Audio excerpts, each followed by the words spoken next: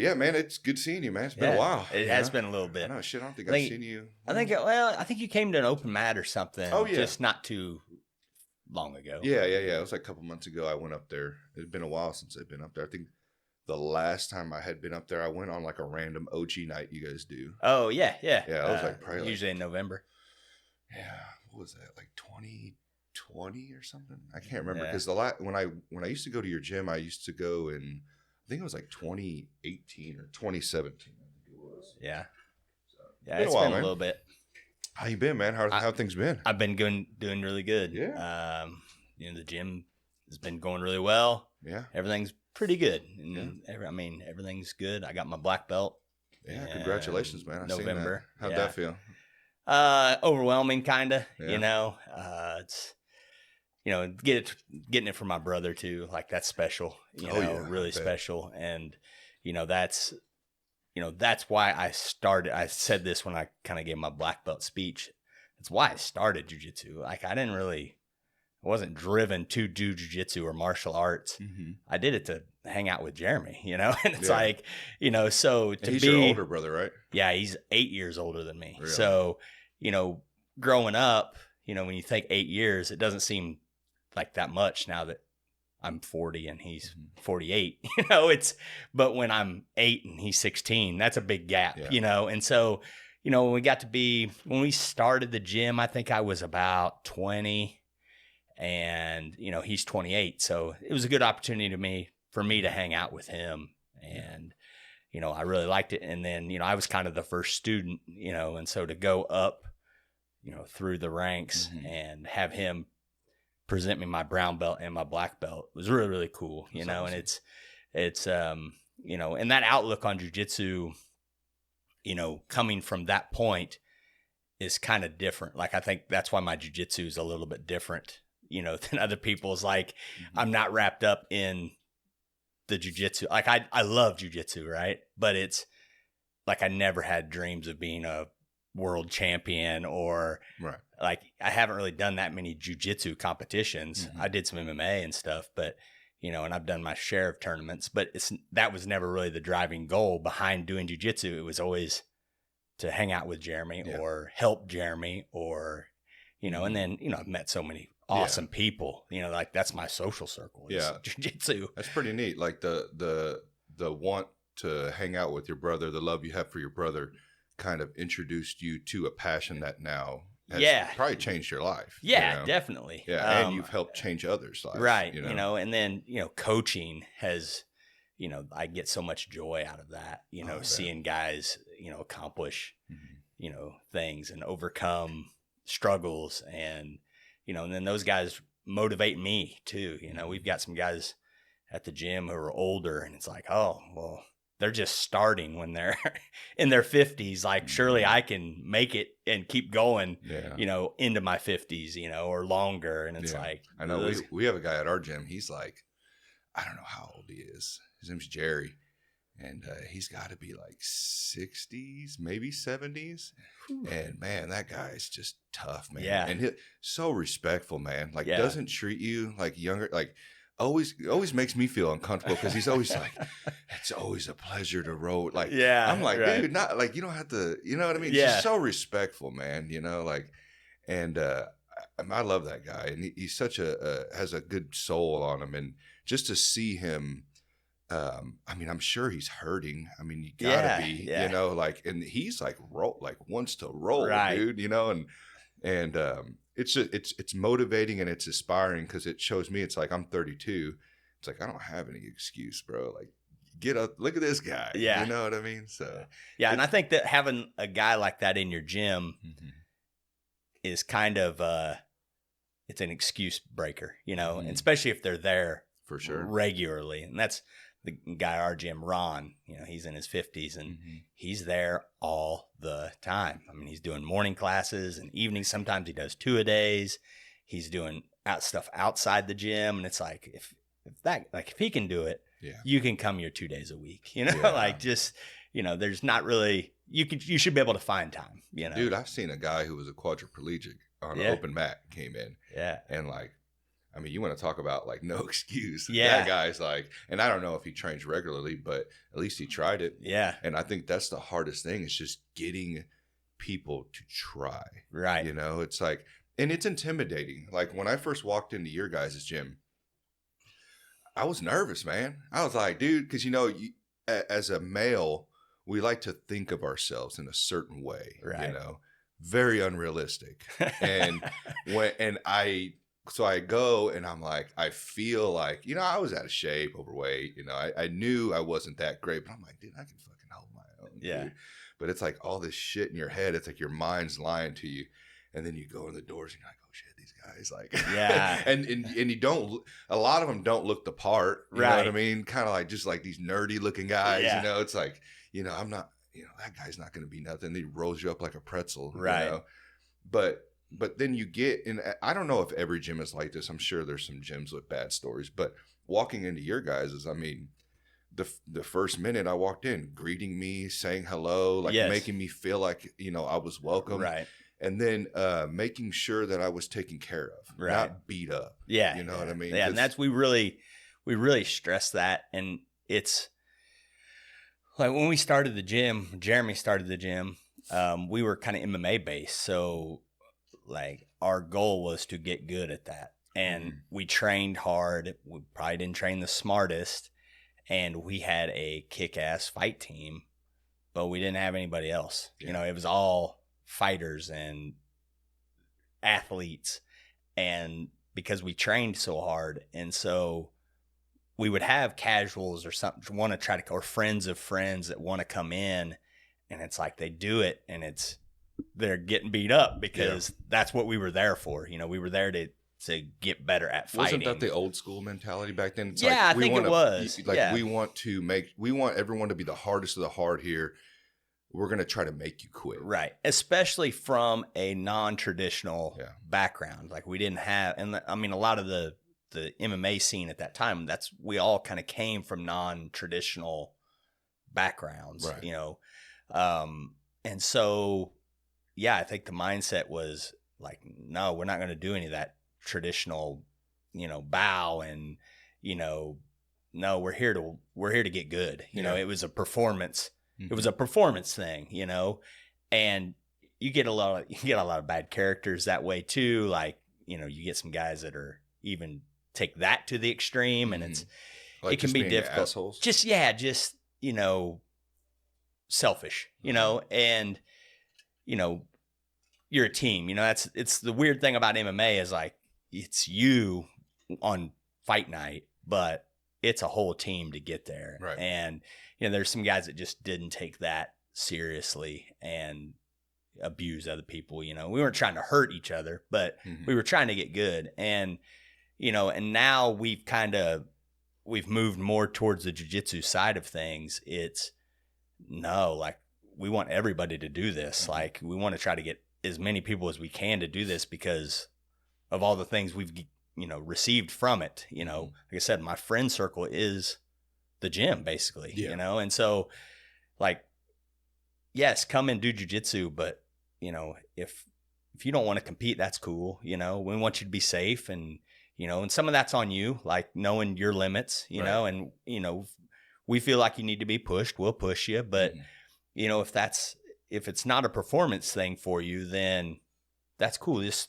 learn at your own pace and come in here and be safe. And I think I played sports, or I played basketball in high school, and and so you kind of get that physical, like you've competed. There's a competition aspect of it, and there's physical contact aspect of it, and you got to realize that there's a lot of people that come in that haven't done any of that, and so like when you take that into account, and a guy comes into your gym and he hasn't ever done anything, and you're like, okay.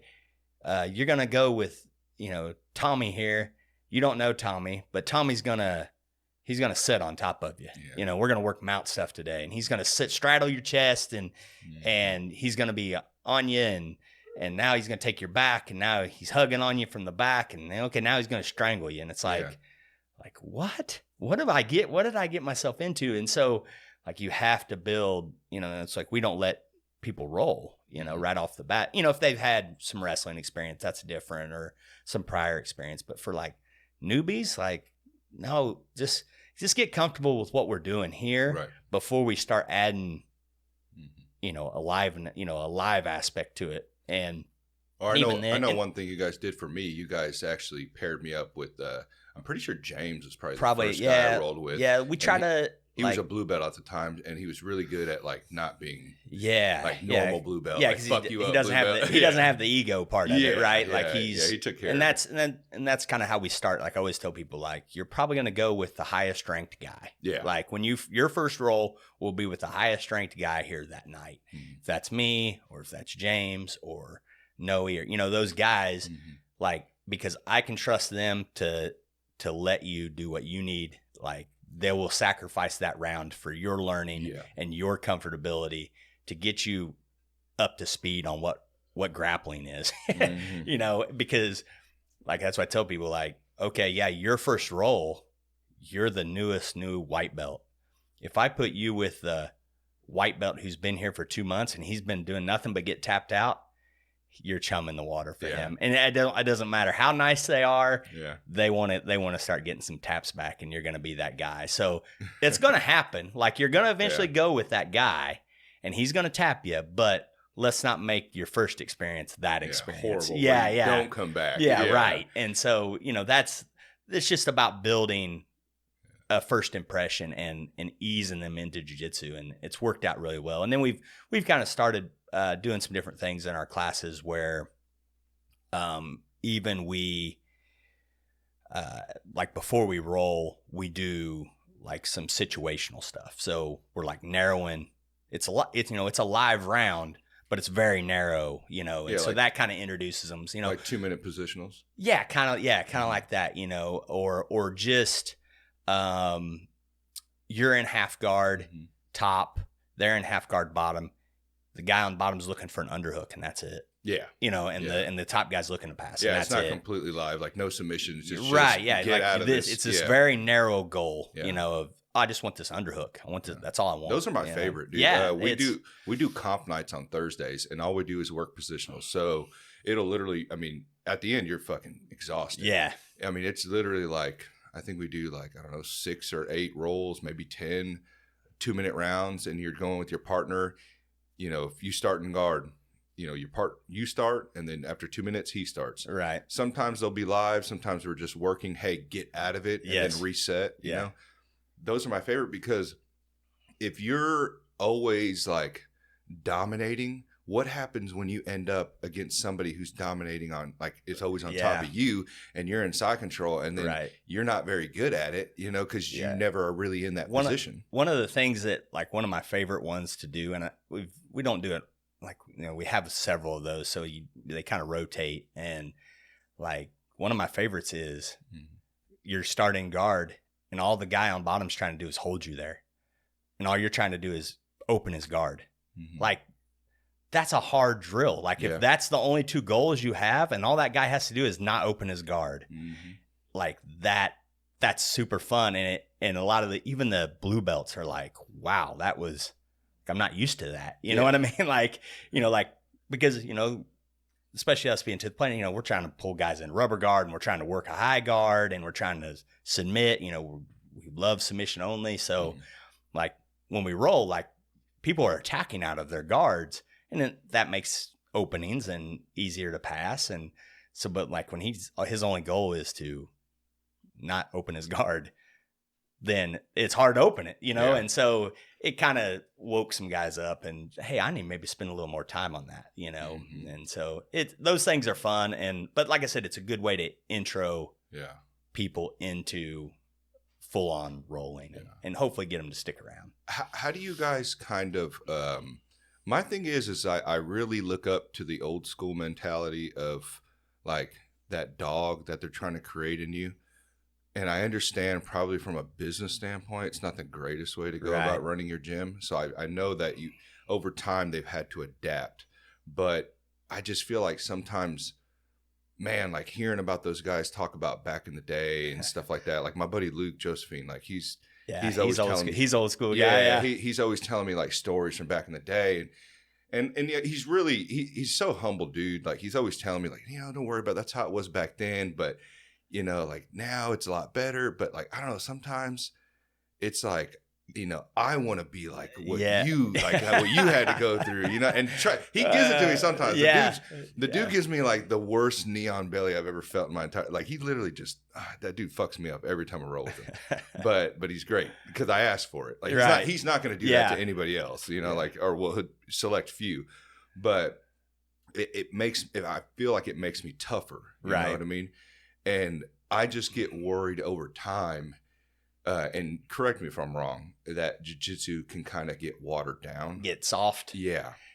I think there is that concern, and I think you see that a little bit with, like, there's always been fads in jiu-jitsu where something becomes popular, and then you have the old school guys go, well, that's not real jiu-jitsu. Yeah. And it's like sport jiu-jitsu or something, right? Or just like leg locks, like that's. Like, and even that has kind of cooled down, it seems like, here lately. But there for a while, it was like, oh, man, like, these guys are just, Danaher guys are just tearing people up with leg locks. Yeah. And then, like, you saw a lot of old school guys. And I think a lot of it's just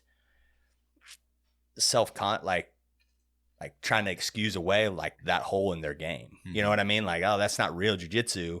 Well, it's because I'm not very good at it, you know? And so, but now you've seen, okay, well, everybody has to shift and, like, it is jiu-jitsu, and there'll be guys that are going to shut that down, and they're going to learn escapes, and they're going to learn defense to those positions. And as far as like the hard-nosed or the old school approach, like, there's still that aspect out there. And but it doesn't mean that everybody has to subscribe to that, right? Like James, he's a fighter, right? And he wants to make that a career eventually, right? And so he's going to have to take on some of that mindset, and he's going to have teammates that have that mindset as well, and that's why cross training is very important. But and it's like why I had, when James is getting ready for a fight, I make it a point to go in there and push him with that old school grit, that, like I said, a lot of guys don't have that experience, but it's that when that is the goal, is to MMA fight, that has to become a priority at some point, and even eventually then, once you've kind of gone through that, then it's all about performance. Now that you know that you can do it, that you can spar hard, and you can see that the cardio toll it takes on you, fighting at 100%. Then it's like, okay, well, now I can back off and I don't need to do that. And, jiu-jitsu, I mean, there's just so many different mindsets, and you can't do that for everybody. No, you can't, right. Especially the ones that, like you said, don't want to compete. They just want to do this for physical fitness, or maybe some sort of just having self-defense, that aspect. Yeah. And I think that's what makes your team good, like having a bunch of different styles, and being able to push, and same thing, like James is training for a fight, me and his roles are completely different than just a random Wednesday, and become, and I, that's when I was kind of talking about becoming a coach. Like, I've been a coach for a long time, like before I was ready to be a coach. Yeah. And so, like, that has always been a priority for me in jiu-jitsu, is coaching and trying to make my students better. And, like, I roll for the person I'm rolling with a lot. Like, I try to cater my role to them, and that's fun for me, and it's fun for them.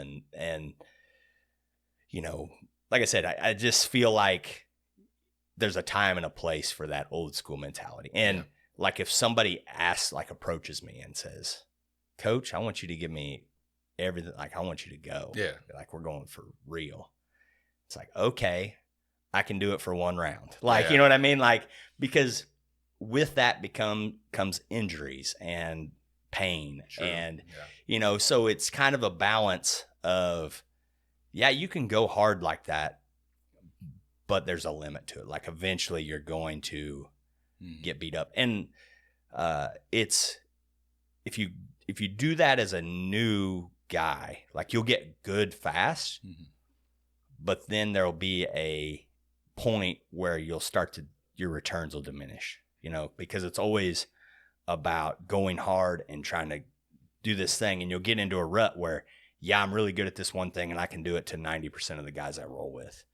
And it's like, well, no, why don't you loosen up and try new things, you know, and try to do stuff that you don't ever do. And let's see how that goes, you know, and then build that up. And that works best, I feel, from going from a very controlled and then build it up, you know, until it's where you want it. And then that becomes enveloped in your game, you know? Yeah. Or sometimes I feel like too, like, it can become a very like just smash all the time and no technique. Right. I deal with that a lot to where like, I'm just like, I need to chill out, like, and actually work something. Cause I'm not always going to be able to muscle out or like smack. Like I'm going to end up coming across, and I do come across guys who will do it back and then they fuck me up because they have better technique, or they, you know, slow it down and actually work on technique. Let's take a break real quick. Okay. I hear the dogs upstairs. So let me take care of that real quick. But, all right, we're back. Kind of shifting gears here. Could you kind of take me like on a backstory? I understand you said that your brother was the one that, you know, you want to hang out with your brother. You guys kind of got into this together. What did it look like growing up to you? You said you played basketball in high school, I'm guessing? I'm from a very small town. Like it's a farming community. The actual town itself has a population of like 430. So, but you know, we had country kids, you know, so I graduated with a class of 20 in my school. Damn. And 14 boys and 6 girls. Really? And and slim pickings out there. It's and our school was K through 12, so we were all in one building. You know, from kindergarten to graduated. I went to the same school, and so I played. We had, like Jeremy said, 8-man football. I did that in junior high. Became a freshman. And I was just like, no, I don't think I want to do it. Jeremy was pissed, you know. Yeah. He was a football guy. Yeah, he was a football guy, and he was good. Yeah. And the coach was really disappointed in me too. And he's like, come to camp, at least. Come to football camp. And if you don't like it, I won't say another word. So I did camp, and I was like, nah, I really just, I don't want to do it. Yeah, I don't want to do it. And he was like, okay. And so I didn't. And so I played basketball all through school. Wasn't the best at that. I played basketball like football. I was the hustle, dive on the floor, you know, take charges, physical player. And I wasn't very big. I think when I graduated, I was like 140 pounds. So, really? And we weren't very good. We weren't a very good basketball team. My junior year, we didn't win a game. And we played like some JV teams, like, and didn't win. Just wasn't our time, you know? And so I got like, that'll knock your ego out, you know, when you go over, you know? But I played high school, and I was a good student. And, you know, I mentioned that there was like 14 boys. I think of those 14 boys, like 11 or 12 of us went together the whole time. Really? Like started in kindergarten together and graduated together. Is that weird? Not to me, but I went to so many. I went to different schools, but it's quite a bit of different schools. It's like my boy, you know, he's at a bigger, like they have like 4. He's in 4th grade, so there's like 4 4th grades in a school, you know, and it's like, so there's a couple kids in his class from last year, but he's got like a whole new class every year, you know, and it's it's like kind of weird seeing that, and he's moved around to a couple different schools, and it's like, nah, for me I don't know if you guys get tired of like seeing the same people. I guess you don't really know when you're younger, you know, it's just like normal. It's just normal. But there's some things that like I have that my son won't have, you know. I have just relationships with people, you know, like strong bonds. Yeah. You guys went through. You know, not that we're close, you know, but like I had my 40th birthday party here not too long ago and invited some friends, and I had a guy from high school, you know, and we haven't talked in that, like we don't talk very regularly, but it's like we picked right back up. We just I have sit friends down like that too, man. I have friends like I haven't talked to like in years. And then I see them and it's like as if we just talked yesterday. Yeah. And it's, so you have those, but then the extended part of that, if, I see somebody, like I know all my friends' parents, so like I know all those people too. And they've known me all my life because they were, a lot of them went to school with my parents. Like it's a small farming community. So, community, the grandpa, knows my grandpa, and it's just kind of those bonds that you have. It's way different than the life my son will have, it's surely probably positive and negatives too. I'm sure there's some small town drama there is, and it's all stupid bullshit. We had like town rivalries, like the next town over. You have that here. You have like Oak Park versus but Staley, it's like they're dating one of our girls, so we don't like them, kind of thing, and it's there's that petty stuff. Boys looking for any reason to fight. and doing stupid stuff on top of it, and then like we got away with a lot too, like we didn't have a police officer in our town. Really? It was a sheriff who covered a pretty big area, like covered a whole county, a sheriff and 3 or 4 deputies. So like, you might see him in town and it's like everybody knows, and it's like, but like we didn't, like we could kind of free when we were, and there's no cell phones, so it's like, Mom, I'm leaving at 8:00 and I'll be back before midnight. It's like, she didn't know what I was doing that time. It's like, there was some freedom aspect to it. And, that some things probably could have went worse, and we got lucky sometimes doing some stuff that we were doing, but it was also a learning experience. I feel like we learned our limits, where you had the freedom to kind of grow, which can at a flip of, kind of a flip of a coin. Cause like you said, especially, this is one thing I try to tell my kids. There's things that you can do in life at any age that can alter your life. Okay. There's going to be things that you're going to have to go through where I'm fortunately not going to be there to guide you. And it's hard for me to try to cover everything that you can go through because there's endless possibilities, but you have to, if you get this weird feeling in your gut, which you will get, because I was a kid when your age and I had those feelings. And unfortunately, there's times where I didn't listen and I paid the price. And there's times that I did listen and I got very fortunate. And you have to be aware of those because, I mean, like you said, I try not to shelter them too much. You know what I mean? Because I feel like we're losing that with the kids. Like we're exposed to so much on social media and so much on the news and all that, which is good, but then it's also kind of a bad because then we kind of become helicopter parents and then our kids aren't able, to grow. Because even now I see, with some of these kids, like they're just so like socially awkward and, because it's kind of, the parents, our fault, not saying yours or mine's but there are parents out there, I just think it's the whole like technology part of it too. Like I think that is driving some of that, like when I was a kid, there were video games, but it was like the video game, like you were playing the video game. It wasn't online. There was no online. There was no extended community. You could get sucked in for 6 hours because you're talking to all your friends. Like I definitely played video games for that long, but it was me and my buddy sitting next to each other playing NBA Jam, and talking trash to each other there. And then somebody would get mad and throw the controller. And, like there was all that same stuff, but it was very limited and it never escalated, to a place that's like, oh man, maybe we ought to go outside for a bit, cool down. Or sometimes my parents would kick us out. Like, you got to get the hell out of the house, dude. You guys have been in here too long, It's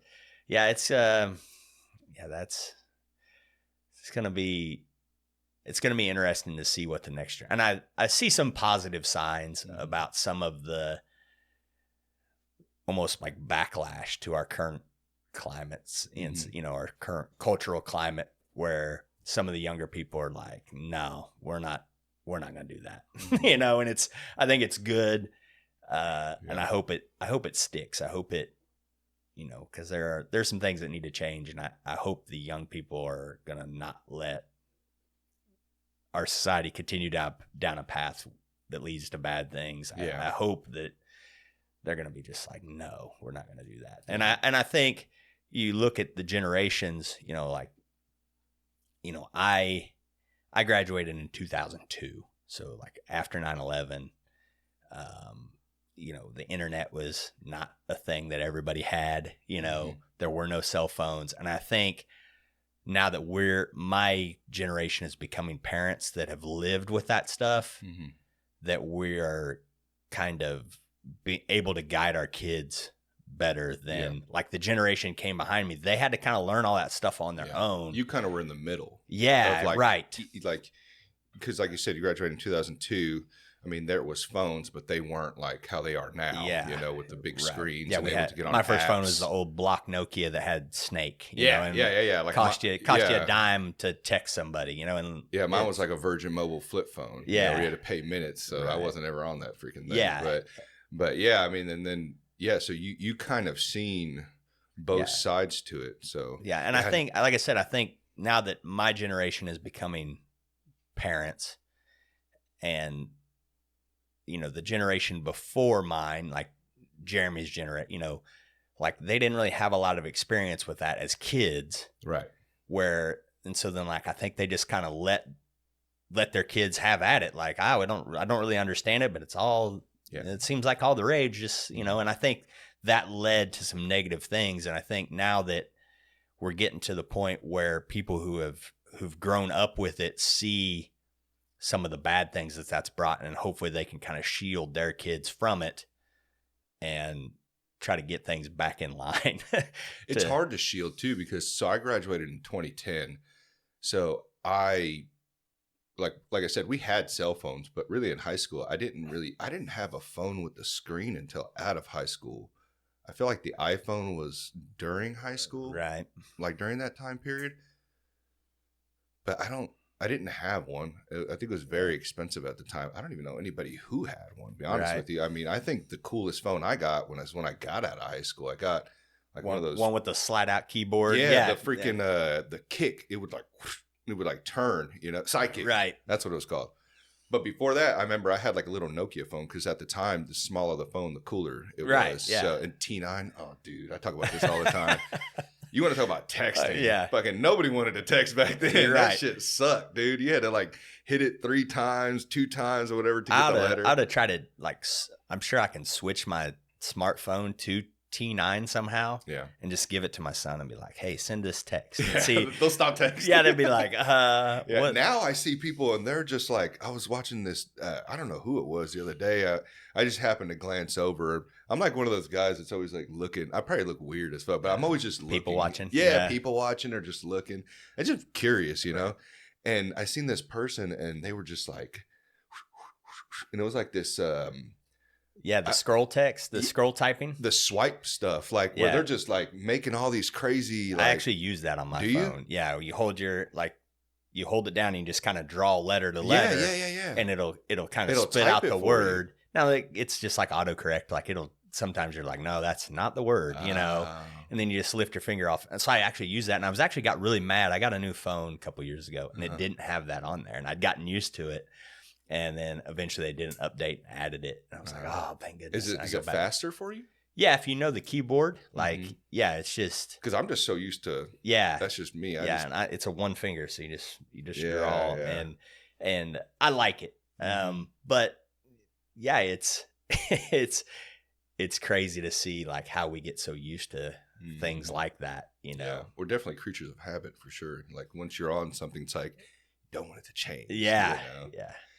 But yeah, I see pros and cons to the whole technology thing, you know. Like, I mean, shit, my kids are so like, you know, my youngest is kind of young, but my oldest, I mean, she's very, very smart, you know. And I feel like, you know, I gave her a phone when she was 10, which some may say probably a little too young.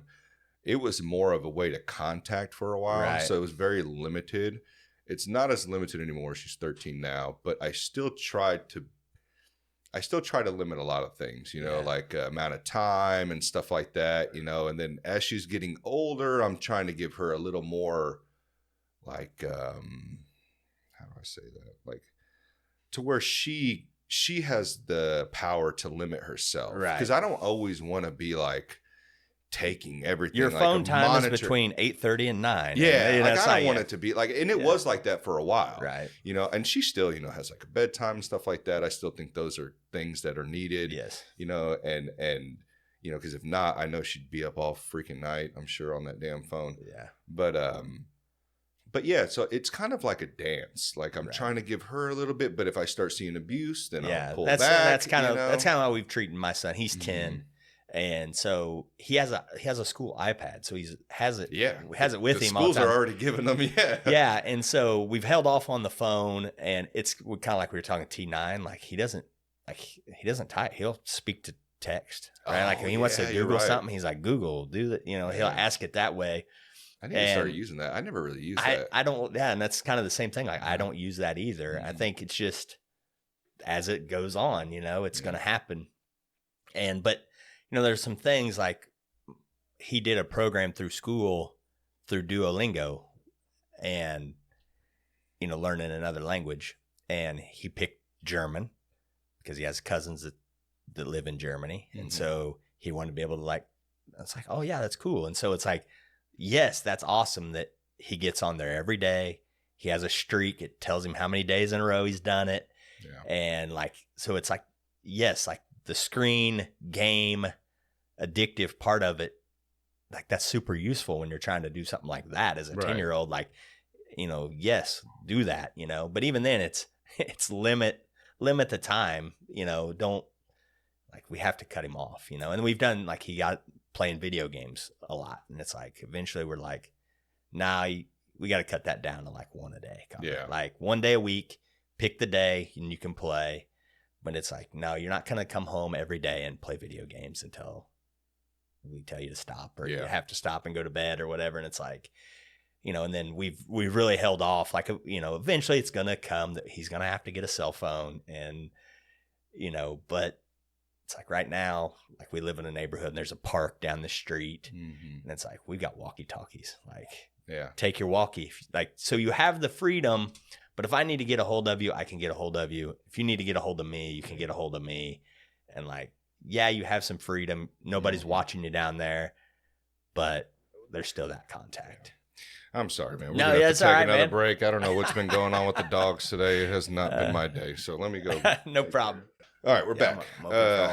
We were talking about upbringing. You were playing basketball. I had a question though. Why did you not want to play football anymore? I just it wasn't for me. I mean, I liked hanging out with the buddies, and it just wasn't my scene. Yeah. I just didn't have the mindset to be a football player. I don't think.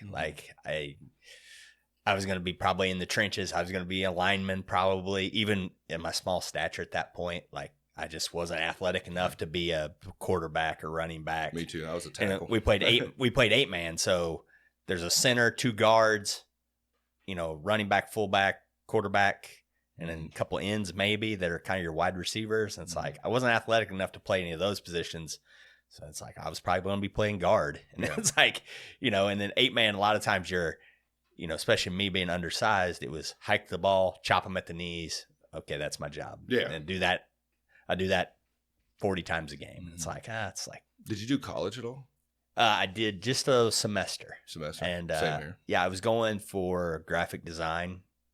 This is back to that time period, 2002. I got interested in web design in high school. I did our yearbook.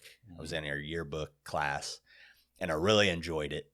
And we dabbled in some web design stuff in that class. It was a graphic design class is what it was called. And so I wanted to do that more. And so they actually created a class for me and 2 other guys, and they called it Yearbook 2. And we were on the yearbook team, but we didn't do really, we were just kind of almost like managers for the new yearbook kids. And then we actually got where we were kind of taking care of the school's website. And so, like, that's what I was interested in, was like web design. But there wasn't a major in web design. There wasn't, it was like, you kind of have to do graphic design stuff. And it's like, I wasn't really an artist. I wanted to code, and so like I went to Penn Valley down on Southwest Traffic Way, and they had a pretty good art program. And it's like, I went and I was doing art classes that I did not enjoy and I wasn't good at. And like my favorite class that I took was speech, like a speech class. And I was like, I loved that class. And it's like, and then I had some problem with my funding, which student loan, I was trying to get a student loan and they wouldn't accept it because they had so many, like they had like a label on Penn Valley of, because people were defaulting from there. Oh, really? And so they're like, your first year, you can't take, like, we can't take student loans. You have to pay for it out of pocket. Like I had a guy like, I have the money ready to send, and they're like, nope, can't take it. And so like, so I had a problem with my funding, and I really wasn't digging what I was doing. And so of course, like everybody, I'll go back, I'll figure it out for a semester, and I'll figure out my funding or whatever. And it's like, no, I went back to doing what I was. And then I've just kind of stuck with the cabinet business since then. But yeah, I did a little college, but it's, you've been in that industry for that long? Yeah. Really? Yeah. You guys running routers?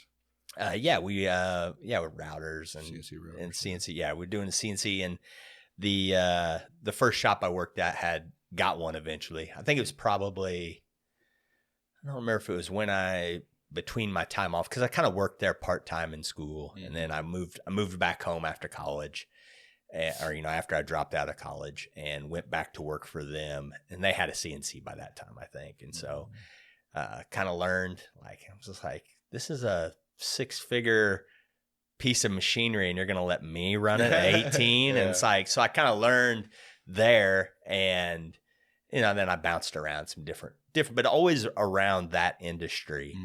And, I learned to like really enjoy it. And it's not something I do outside of work very often. You know what I mean? Like I don't. Some guys have that like laptop and little CNC machine. Yeah, like I don't do any of that. I have some tools at the house, and I've got some floating shelves I want to make at the house, but it's like something for me. I don't really like doing. I have taken some side jobs here and there, but it's not like people have like, hey, will you build this? And I'm like, I can, but it's not like a passion of yours to do. Yeah, it's not really a passion. Like I enjoy it. My work is my work. I don't hate it. I like it. I like the people I work with, but it's not something that I strive to do outside. Like that's jujitsu. That's what jujitsu is for me. That's what, all my other interests are. Like I don't need to be woodworking all the time. Like I think a lot of people are like that. Like if their occupation is a certain thing, nobody wants to do that. It's like asking a mechanic to work on a car after work. He's like, fuck, dude. A lot of mechanics are like, I don't even want to touch my car. I'd rather just take it somewhere else. Yeah. And I think that's I think that message could be sent to kids younger too. Like, there's always this trope, like, what do you like to do? Well, that's what you should do for your job. And it's like, well, I don't remember what movie it is. Well, that's bullshit. Nobody wants to clean toilets for fun. You know what I mean? Like I think we sell kids on that. Oh, I want to do my passion. I want to make that my job. And it's like, no, like do your job, find something, like I said, that you don't hate and that you can, there's upward mobility. If that's something that you strive for, like something that's going to meet your goals and that you can live off of, and then you can find your passion. Like your passion will be there. Find it, and you might have to pay to do your passion. Like that's, like I think that is some of the problems we're seeing, like with student loan debt. Like people are like, I want to do my passion. Well, what's your passion? Yoga. It's like, oh, okay, we'll do this yoga major at your university. And it's like, oh, I can't make money doing yoga. It's like, I can't pay these bills back. They're taking advantages of kids' dreams, basically. Yeah, I think so. And they should be a little more realistic on what are the odds of you actually living off Well, especially something yoga. Like that. Like, okay, you want to start a yoga studio or whatever. Like maybe maybe you just need to do this business management class. Right. So it's more expandable. Yeah. Like, okay, yeah, you can do this one class. Like this class will be helpful to you in that. And then, but it's like how to run the business part of it. And then like go do yoga, and then you'll adapt your business to that. Right. And it's like, I just don't think, like, why does that person need to learn calculus, or, like, it doesn't, like, I think our approach to education is very flawed right now. Like, I really think that we could, like, okay, like, and like, yes, I think that there's some things that you can, like, general degrees, like learn how to, write a paper, learn how to do some accounting, like, math, that type stuff.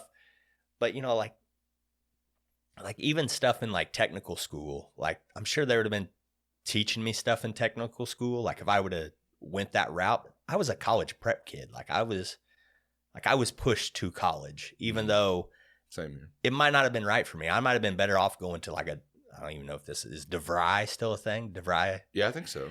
But like I might have been better off going. I don't have cable. I feel like on TV. It's all the time. Yeah. But like I might have been better off going to something like or that. Trade school. To like I wanted to learn web design. Like maybe I would have been better off going to something like that. But it was like frowned upon almost. And I think, which is weird because now it's like cybersecurity and stuff like that. All it's like that huge stuff, coding, programming. And I just think if we could, which it takes adults, it takes leaders, effective administration at schools. And like, I knew my counselor, like she was there the whole time I was there almost, and it's like she could have done a better job of trying to figure out what I wanted to do and try to help me get to that place. Even if it wasn't what she was taught to put, like, I think a lot of it is like, no, we want as many kids going to college as we can get. So let's just get them into college and let them figure it out. And it's like, well, no, like if you would have listened, like I wanted to do this one thing and like try to help me find the best place to do that one thing. Right. And, I think some people, their careers kind of just turn into a job. Yeah. And I'm not saying specifically that lady that was your counselor approached it that way, but the older I get, the more I see that, people in these positions are just normal human beings. Yeah. Man. And we're growing up, we think more of what they really are, and, especially, now that I know people in the actual, like education field, like teachers and stuff like that. My wife was a teacher. So, was she? Yeah, she actually just quit. And I hear a lot of the stories that go on there, or like, these are just people too, man. They've got issues, and are they just got into it because they were pushed into college and they were told you'd be a great teacher, so they went for it and they actually fucking hate it, and it's like, so it all depends, man, and it's kind of a luck of the draw. Like if you get someone, kind of like those stories you hear, like, oh man, my counselor was the one who changed my life when I was younger, or a certain teacher, because they invested, they listened. I have teachers like that I revere to this day that probably don't know the impact they had on me and the way they shaped me. And a lot of it's like not even anything like education related,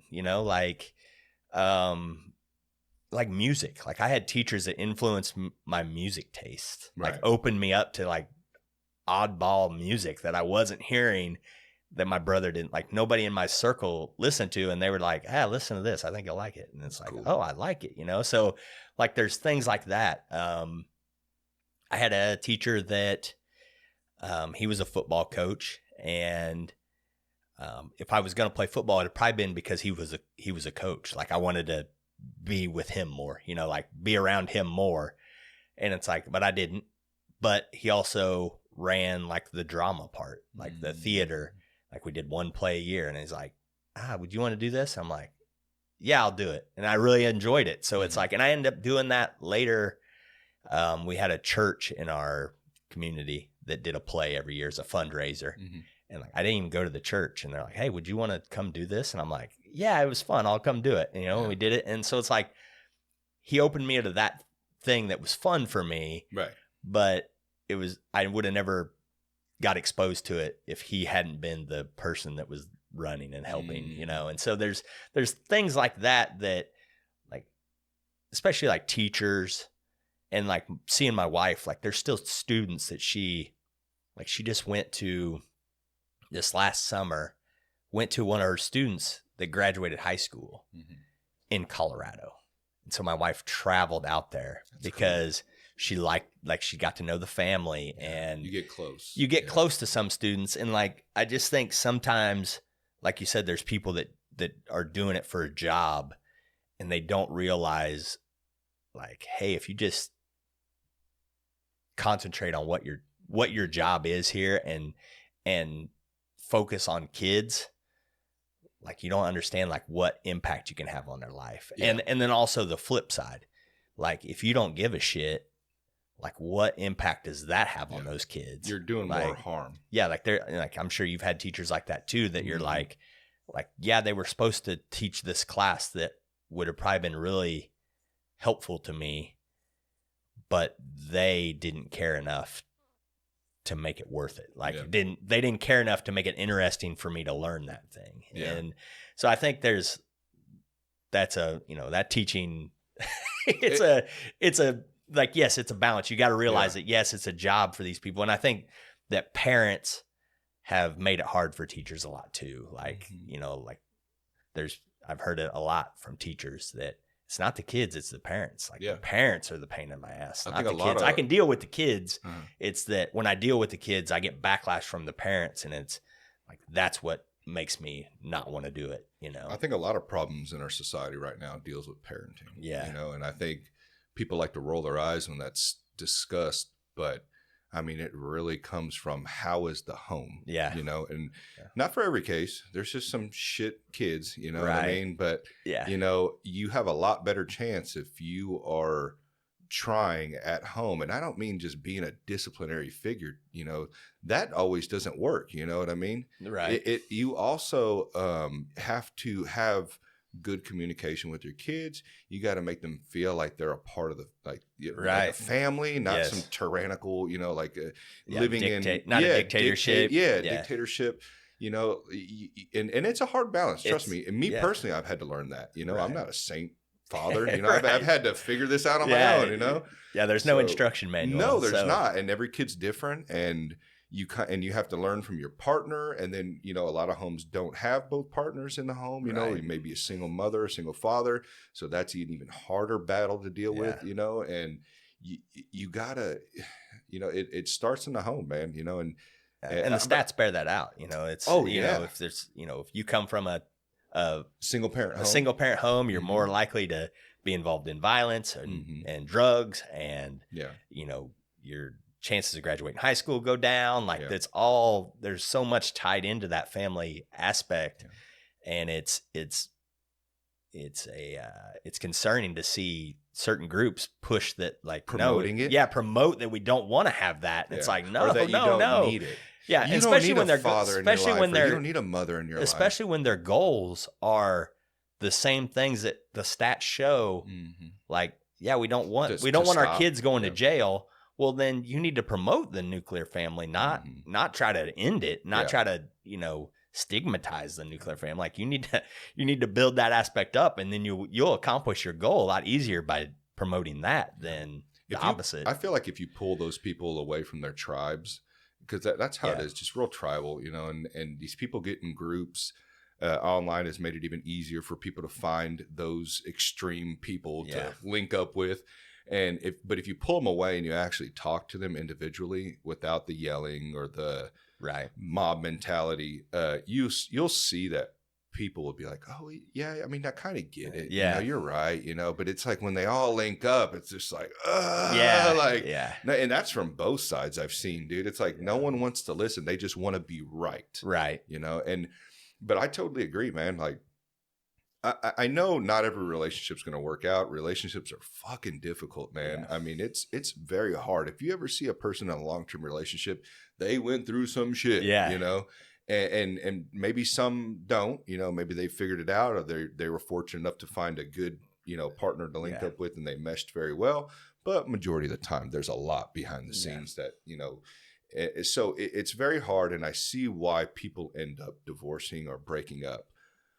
But to act as if that's okay, that's not, or there's cool. not going to be ramifications for it. Exactly. Like, there's like, I think a lot of it is people, they get divorced and they don't really think about the effects of it. Yeah, the effects of it on themselves as well as their kids. Like, oh yeah, because in divorces, it's not always both are feeling mutual about it. Usually, it's a one-sided thing. Yeah. So you're feeling a certain way that's going to reflect on your kids. You know, you may be, and then the kids become a prize. You know, and I think that. Yeah. Like I really just wish that there was that was not an issue, and a lot of that I think comes, and it's starting to, you can start to see some things bubble up around like family court, like people like, hey, we really probably changed this, you know, like, and I think a lot of it is that where there's money tied to the kids, and it's like, you know, child support and that type of thing, and alimony, and it's like now it's not just it's like an auction. It's right. Weird, and it's not, know? And you know, how does that make the kid feel like that? Yeah. Oh, mom wants me here because she gets $700 a month from dad. Yeah. Like it's, and I don't even think it's always that. And then case. And then it's the opposite. Then when they go visit dad, and dad's like, sorry, we can't go out to eat. I had to pay your mom, you know. And it's like, and then it becomes just a constant like escalation. The kids hear both sides of it, and then they hate both of you. Or it's the case of like the mother may love you. Majority of the time, I'm sure the mother loves their child, but they want to make the dad pay. Yeah, it's like, fuck you. I want your money. You know, like you need to take care of me. That's just weird. Sometimes, you know, and I don't know, man. It is kind of weird. Like some of the like guys who like won't allow their wives to work, you know what I mean? And then they trap them in for 15 years and then all of a sudden divorce or whatever happens. Yeah. And then that's kind of, that's a hard one for me to deal with just because it's like, well, you wanted her to be a stay-at-home mom. Yeah. Then she doesn't have any skills. Now she doesn't have anything, you know what I mean? So that's kind of but then you can be like, well, you know, she could have picked that too, but then, you know, she didn't know that he was going to cheat on her or something, you know what I mean? Yeah. So it's very gray. It's not so black and white sometimes, you know, in these certain situations. But yeah, I do I think keeping the nucleus of the family together is the most important thing as long as it can be healthy. Yeah. You know, because there's a lot of parents that are together. It's not very healthy. Right. And I'm not saying you have to be the Beaver Cleaver family. You're going to go through your shit. I've gone through my shit. But every year you should be at least trying to make it better. Yeah. You know what I mean? Especially for the kids, man. And leave them out of the shit as much as you can. Like I said, I'm very transparent on this podcast. There's situations that I never wanted my kids to be in. Fortunately, they've seen or they've heard or whatever. So I'm not acting as if I'm a perfect parent, but I also tell myself every year, you better be getting better and not going backwards. You know what I mean? So that's what I always recommend, you know, to people. But yeah, man, I mean, it starts with the home, man, you know, and now that I know people in the education field, that's what I hear a lot. It's like, you know, these fucking kids aren't listening, and then their parents aren't making it better because they're calling up here thinking little Timmy is a saint and a god, you know, like he wouldn't do that. Yeah, he wouldn't do that. It's like, no, he is, and he's lying to you, you know, and it's weird. There's no accountability, and then when that kid gets older, and then you wonder why he's like still the same as an adult, you know. So I don't know. It's crazy, but yeah, it's just. And then to go back to on the college, I agree with you on that, man. I don't think you know how you have to get your gen eds and stuff like that, you know? Yeah. Why? Yeah. Why if this person's going in for whatever he's going in for, let's just say it's something that a lot of those classes aren't even needed. It sounds like to me sometimes it's just a business. Yeah. It's like, you're going to make me pay all this fucking money and some of the shit I'm not even going to use. Right. I get it. Basic math, language, learning how to write and stuff like that. That's all great. But what do I need science for if I'm going to not be doing or you know, they still have like electives. Like you hear people like, I went my 4 years and I took tennis. Like, what? Yeah. Like, how much did that cost you to go play tennis every day? Like, there's things like that. It's like, where does that fit into you being a doctor that you have to go learn? Like, yeah, you might make enough money to be part of a tennis club and maybe that'll come. But it's like, you know, like, what is the point of that? Like, I just feel like there was a time and a place where a liberal arts education, like, yes, it was meant to expose you to all these things.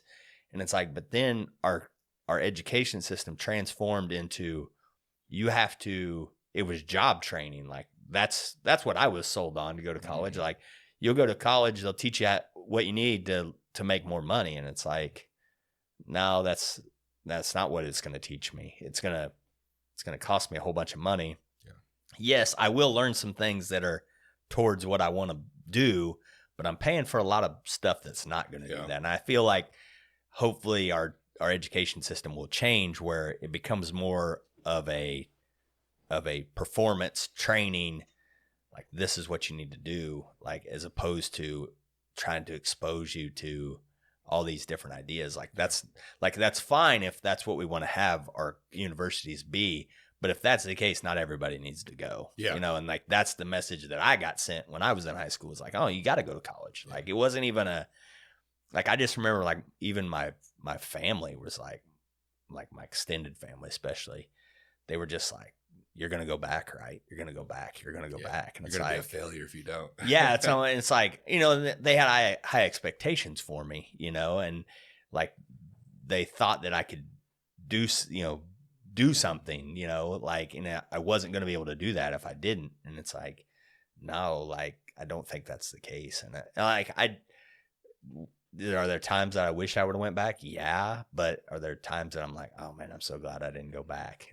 I wish we kind of looked at blue collar jobs though gave them more credit, because I mean, look at the shortages we have. Yeah. You want to talk about, like, I know everyone wants to talk about like how slow things are getting to be built, and like, I mean, sometimes when you're on the these you'll see these construction signs up for fucking like 6 months, and now some of them are milking it, but a lot of it's due to labor shortage. Yeah, and that's even a big concern right now. I've even seen with that big infrastructure bill that they had passed, they're having a hard time finding people to actually perform the work. And and eventually that's going to flip.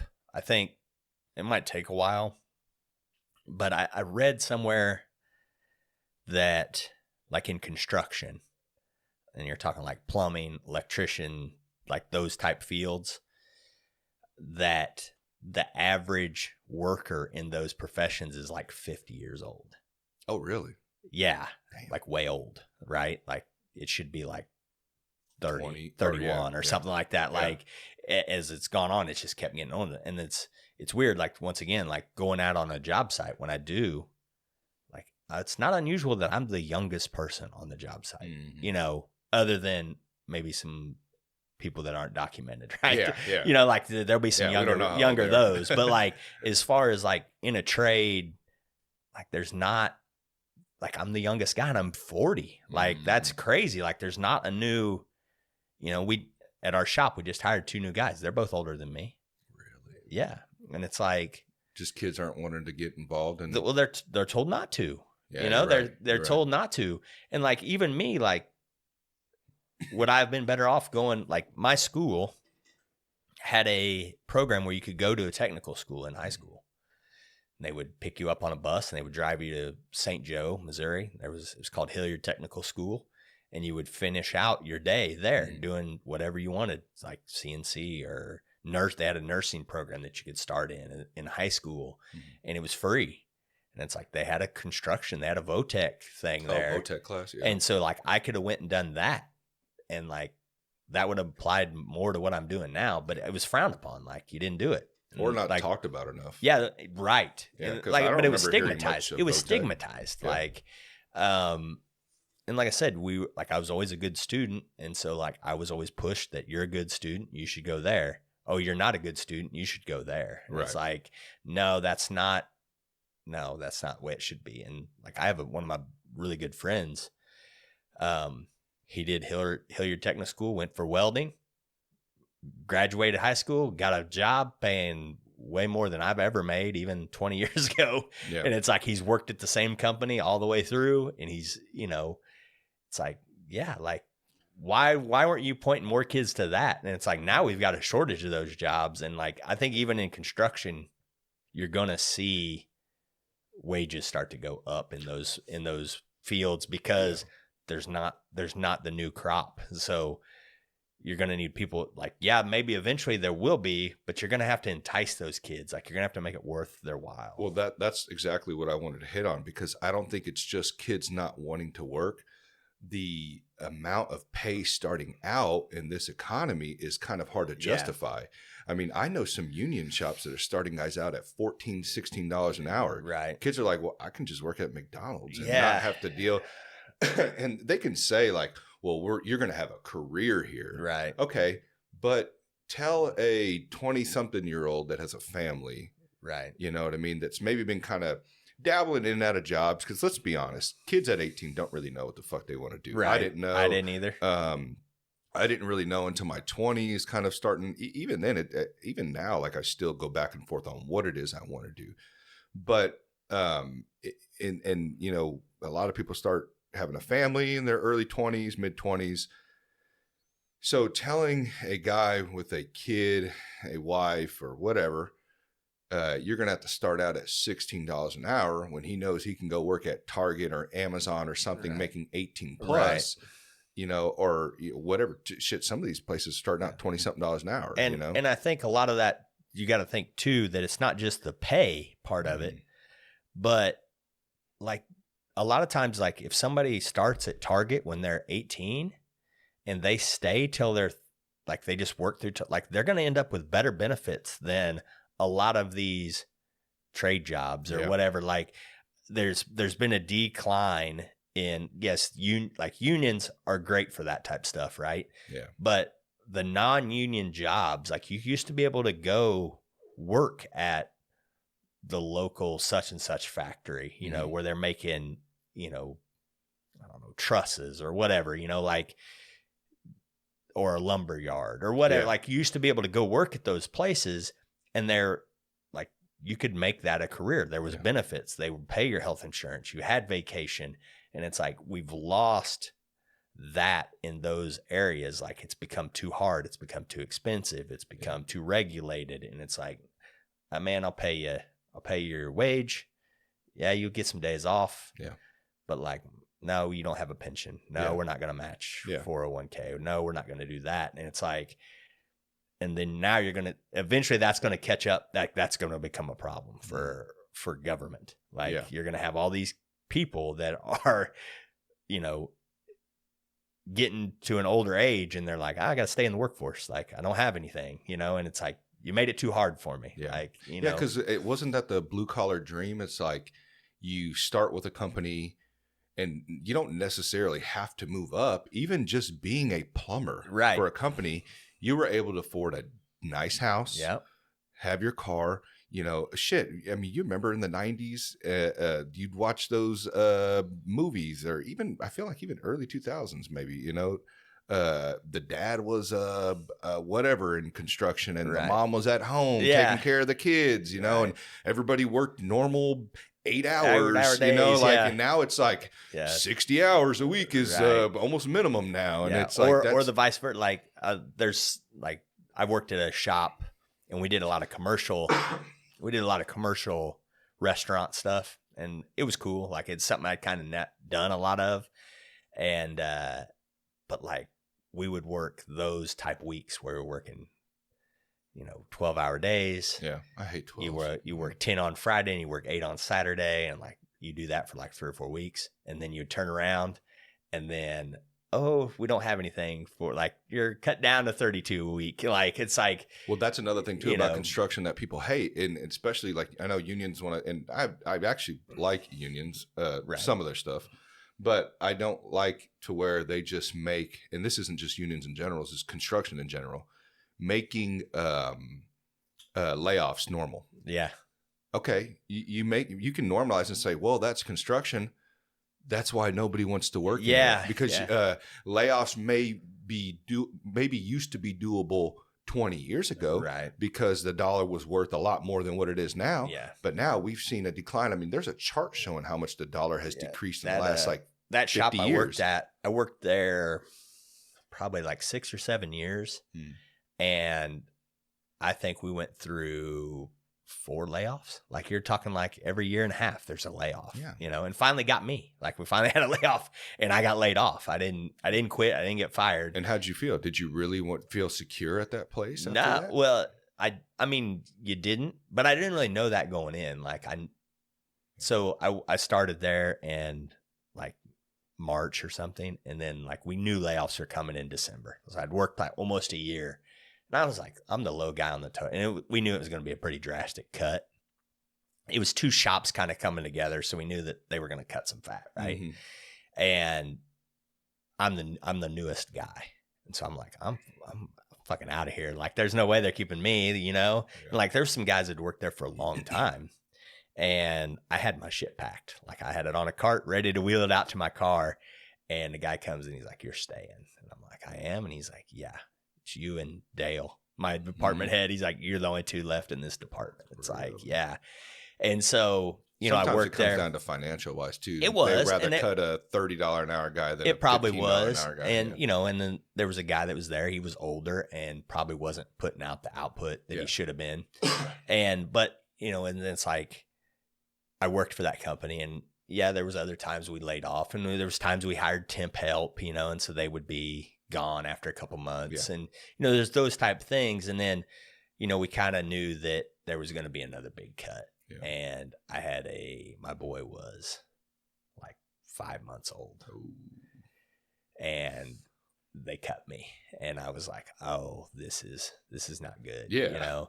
And my wife was like freaking out, you know, and, and we probably, I don't know, we bought our house a couple years before that. And she's like, what are you going to do? And I'm like, I'll get another job. Like, you know, and it really made me feel, and I kind of knew it was coming. So I'd already kind of started to like look at the ads and that type thing. And then the guy that actually hired me at that company, he called me, and he had some connections to the company still. Like his brother-in-law was the owner, operator, I guess. And he called me and he's like, Blake, what are you doing? And I'm like, oh, just sitting here. And he goes, thought that might be the case. Do you want to come work for me? And it's like, I actually got this other lead. If it doesn't work out, I'll definitely give you a call. And it's like, and then eventually they did, it was a layoff. So they did try to call me back when they got busy. And I'd already been working for this other company, and it was going good. I was already like, I got a raise. Like, they started me out what I was making at the other shop. They gave me a raise. I was making more. Mm-hmm. I'm like, I'm making more here. Like, can you match it? And they're like, no. They had a really good benefits package. And I'm like, And they're like, and we're going to move you departments. And I was like, no, not going to do it. And then probably a year after that, they tried to call me back and make me a department head. Really? Like, tried to make me management. And I went in and did an interview with them, and it just wasn't right. Like, it was going to be a drive, and you know, but then that played in my mind too. Like, yeah, as a department head, I'll probably have some security, but it's, what if I don't? And they lay me off again, you know? And it's like, the trust wasn't there. Yeah. You know? Especially like I said, it kind of hit hard. It'd have been different if I was single. Well, that's what you see a lot in the construction field. Is like, I got a lot of buddies that work in it. And they're even like, you know, they want to stay in it because they've been in it for a while, but they're trying to find companies where their layoffs are like, there is no layoffs, you know, like, and there are companies out there that are really good at keeping good backlog. They keep their employees working. They're not those companies that are just like, all right, it's December, cut them. You know, it's like, and so they're looking for that. I mean, I even know some guys that are union that left the union because they're just, every year they're having to deal with the 2 months off. Right. So, and you got to figure for that, you know? And that's like, they make good wages, think of the benefits they let go. Because nowadays you don't hear, oh, they have good benefits. Like, usually it's just like, everyone's got shit benefits. That's where I'm really fortunate that I work for a family business. Like, it's like a mom and pop shop, literally. And it's like, a lot of the guys have worked there for a long time. I've worked there 10 years now, and they have done, like, there are some weeks where we have some slow time, and we might only not work on a Friday, you know, we only get 32 hours. It's slow, and they try to give us notice and when those are going to come up. And then it's like, but they also don't like, I've never worked overtime there. Like, very, very few hours at all overtime. Really? And it's, you know, they just try to keep us busy, you know, keep us busy, keep paying the bills, keep, you know, keep us in a job, you know, and it's really nice. And it's,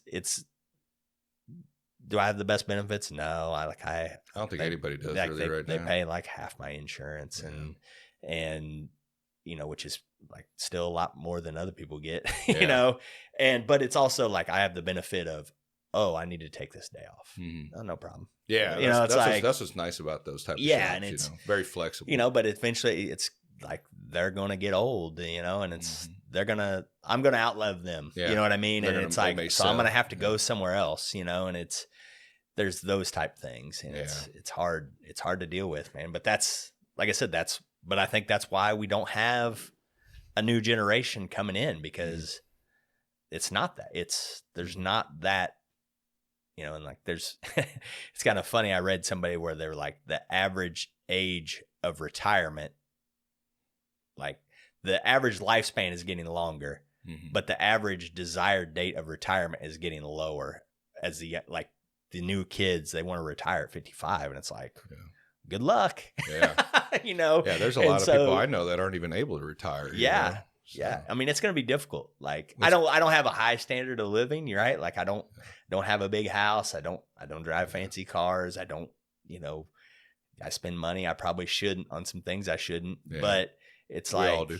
It's like, it's going to be hard, it's going to be hard to supplement what I've got, and so it's like, maybe I'll have to work till I'm done. Well, that's what I think about too, man. Because even if you have a 401k, it's like, is that really gonna, like, what's it gonna look like in 30 years? Yeah. What happens if inflation just skyrockets? Like, I mean, there's, it could crash. Like, and then it's like, then what do you have? You have nothing. Like, you have some stocks that aren't worth anything. I just spent $240 at Aldi's on a small, not even full cart. Yeah. I didn't even get much meats. I had like a couple packs of chicken. Yeah. I mean, it's insane. When 7 years ago, maybe, I want to say, like $150 to get you a full cart. Yeah. And everyone, I think people forget that. Yeah. How much literally everything has gone up, and I really don't. I mean, I eat a little healthier, so maybe that's a little bit of the cost, but I get a lot of the same shit I've been eating for the last 10 years. Right. So, eggs are like double what they were like just a couple of years ago. Yeah. I don't know. Like, it's hard to try to figure out. It's hard to kind of plan for, as far as like what the economy is going to do. That's my concern, man, is and my career is based on the housing market, right? Like, and like, it's going pretty good right now. It's going pretty good right now. Like surprisingly, even with, I thought when they raised interest rates, I was like, oh man, it's about to be slow time. And it's like, no, it's just a different time. And the builders who are building and can float, trying to get that. I know he's flying around. That damn fly. But the builders that can float themselves, or they're building because the demand's high and they can sell them. And it's like, but for some of the smaller builders, they're like, it's kind of squeezed. Like, I'm kind of squeezed right now. Like, and that's just going to get passed on to the real estate's consumer. Insane right now, man. Like, my house, I had a guy on the other day who's a real estate agent. He's actually the one who sold me my house. And he was just telling me how much this house is worth now. And I'm like, holy, like double. I'm like, what the fuck? Yeah. So we bought our house that we're in now, right before COVID. So we bought it in late 2000, like, I guess we moved in like Labor Day of like 2019. Yeah. And paid for it. And then within a year, it was kind of towards like the end of 20 or the spring of 21, our realtor called us, and we're friends with her. She's like, hey, I got a client looking for something in kind of your neighborhood at this price range. And the price range was like $80,000 more than us. And they're like, my wife's like, could we sell our house for that? She's like, at least. And we're like, it's like $80,000 jump in a year and a half. Yeah. Like, that's crazy. I could sell it for even more. I mean, there's not enough houses. There's not enough houses right now. But then you got to buy. You got to buy something at the same thing. Which, and it's like, I can't even profit off of that, because that's what houses. And now, especially with the interest rate, like, I'm locked in a low interest rate. Like, I'm gonna double my interest rate. Like, no, I can't. Yeah, like I'm at a, like, it doesn't make sense. I'm at like a 2.9 or a 3. It's like, if I sell now, I'm going to be at a 7 or an 8. Right. Well, why would I do that? Yeah. But unless you want to downsize. And I tell this story all the time so people can really see how much this shit has changed. In 2013, I bought my first house. I paid $100,000 for a 1,600 square foot house in Liberty, which, good schools. Right. It was a house built in 1995, so it wasn't even that old. Right. It needed some TLC. They slap these houses up nowadays, just fucking throw them up and, cookie cutter. And so it was a little worn down, it had all the original stuff from 95 in it, but all I had to do was just give it a little makeover. And, but yeah, 2-car garage, 3-bedroom, full basement, 3.5 bath. Looked it up on Zillow since. Yeah, what it dude, is. over 300,000. Yeah, it was like 350, I think, or something like that. Me and Wes were talking about that. Yeah, I mean, it's just insane, man. I should have stayed there. I sold it when I thought, I was like, damn, I got like, I think I made like $100,000 or $80,000 off it. I was like, yeah, I'm balling, and now I should have fucking waited. I would have been, I could have bought a whole new house with how much I sold it. I mean, shit, because 2013 to 2025, I would have had, a quarter of it paid or third of it paid off. So, and it's gonna be hard for young people. I think we're seeing, like we talked about, I don't know if we were on mic or not, but there's a generation that's coming to be that are like rejecting some of the stuff, but it's also like they don't have the same opportunities that they think the previous generations had. They don't, and we forget that. They want to change it, and then so there's some of them that want to change it by going down bad roads like communism or like that kind, or socialism, because they feel like things have been taken away from them. And it's like, no, like we need to make it easy. Like we have to do some things to try to get them into houses and get them into home ownership. Like that's a big thing, is home ownership. Yeah. Just like we were talking about, like it's, you have equity and value in that house. Yeah. And it's like a savings account. Yes. Yeah. And it's like, when you get older and you can sell that house and move into an apartment, and like you just made $1 million on that house or whatever, like it can float, it can be your retirement, like you have that equity building, or you can borrow against it, and like, but we're making it so hard for kids to do that. And it's, or even what Wes said, 90% of North Kansas City is rentals. Yeah. That's the new thing right now. Yeah. Everything rent. You see it all here in fucking Gladstone and Kansas City as a whole.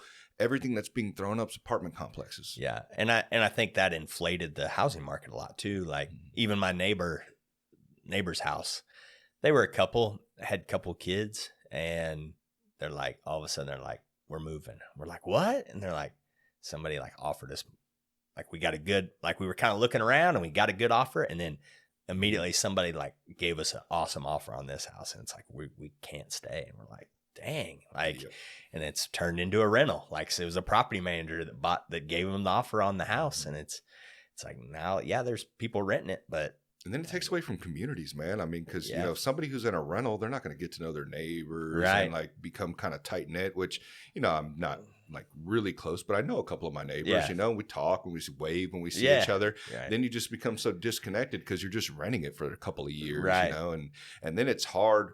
I mean, I don't know how some of these people are renting for $1,500 a month. I mean, it's insane.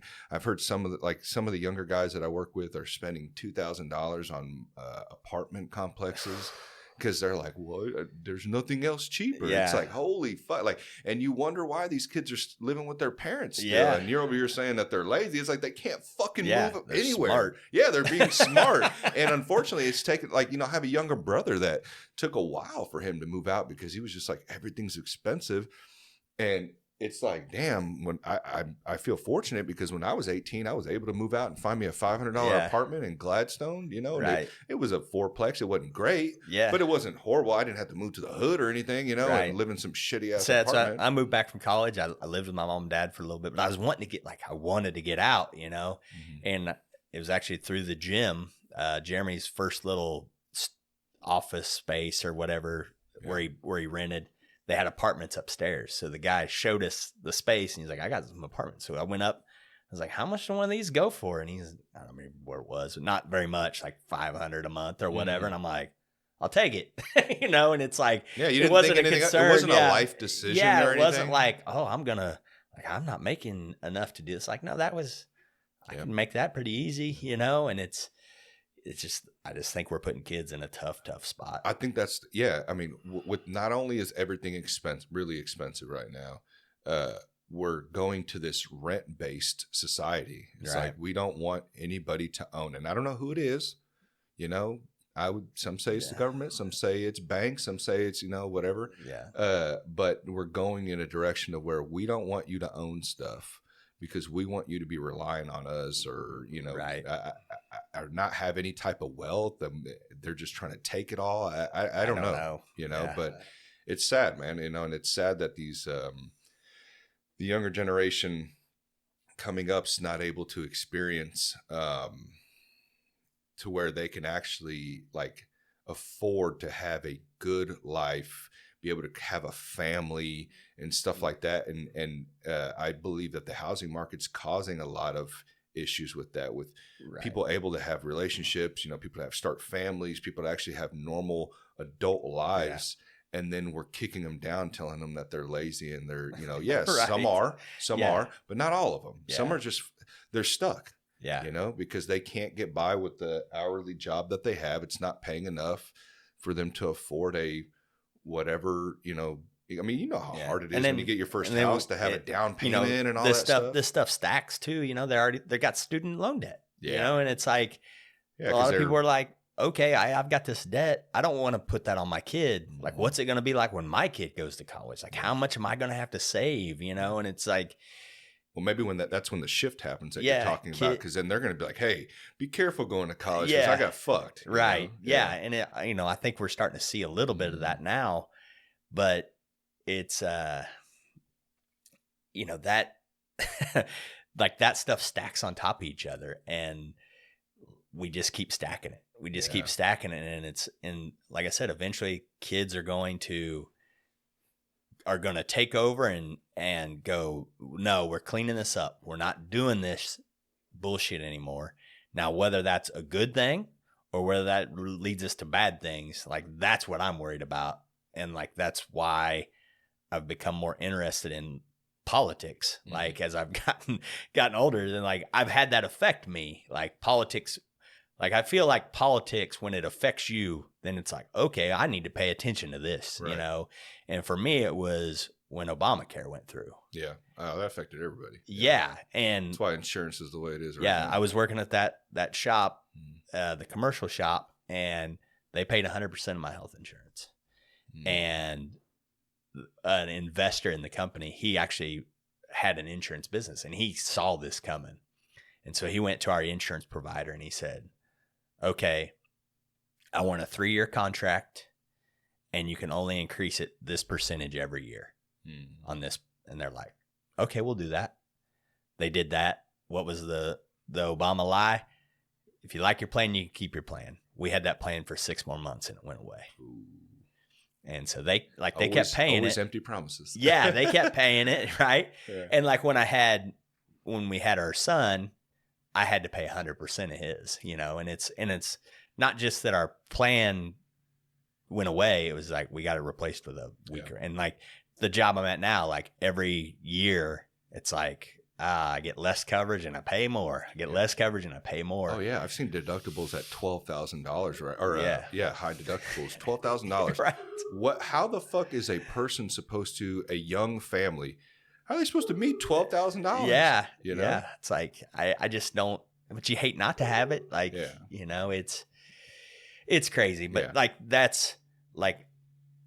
that's what drew me to that, because that stuff matters, and it doesn't matter just for me. It matters for my son, you know, and how he approaches things. And like I said, I'm worried about, the way our politics is going, and I'm trying to shift it to a way that I think is the best, you know, and it's sucks that politics has a play in our lives as much as it does. Right. You know, I wish it didn't. Yeah. And that's why, and I understand that's why people are having to pick sides, because they're like, well, it's not changing, so I have to just get on board and at least pick the better of the two. Yeah. But, you know, the lesser of two evils. Yeah, lesser of two evils, basically. You know, I just wish that, you know, and I know, you know, it's just hopes and dreams, but, you know, I've always kind of shifted towards the libertarian route just because I feel like, let's give somebody else a chance. Yeah. I mean, I've gone through ups and downs. I've been tear this whole fucking thing down and reset. Yeah. You know, like, and I understand that there's bad that will come out of that too. But it's like, if something's not working, I feel like we're just trying to shove like a square into a round hole, Yeah. you know. And I think, and I'm the same way. Like I voted Libertarian for quite a while, and I bounced around. I voted for Democrats in the past, not for like major elections, but like for local stuff, you know. And it's which like I think matters more, honestly. Yeah, and there's things that like I liked, like so, like your prosecutors and stuff. Like I was, you know, growing up, like I didn't, being a libertarian, you're kind of like, no, like, why are we criminalizing this plant? You know, like marijuana, like, not that I smoked or I didn't really even do any of that. It's just like, why are we putting people in jail for this? Like grown adults. Right. Yeah. You know, and it's like, so, okay, I'll vote for these people because they're going to solve that. They have the ability to solve that one issue, you know, but I like these people better because they have a better tax rate or what, you know, like you could kind of pick and choose. And I think there was a point, and I think it's not, there's like, I feel like there's a point where we really separated, but it was kind of building ever since the 90s, like our politics switched, like there was something that switched. And then if we want to talk about it, like my view and why I have the views I have as far as like leaning towards the Trump side of things or the Republican side of things is I think President Obama made a shift where the political game, he switched his strategy, and I really think, and with technology, I think it really like pushed people to corners, you know, and I think a lot of it was just his strategy.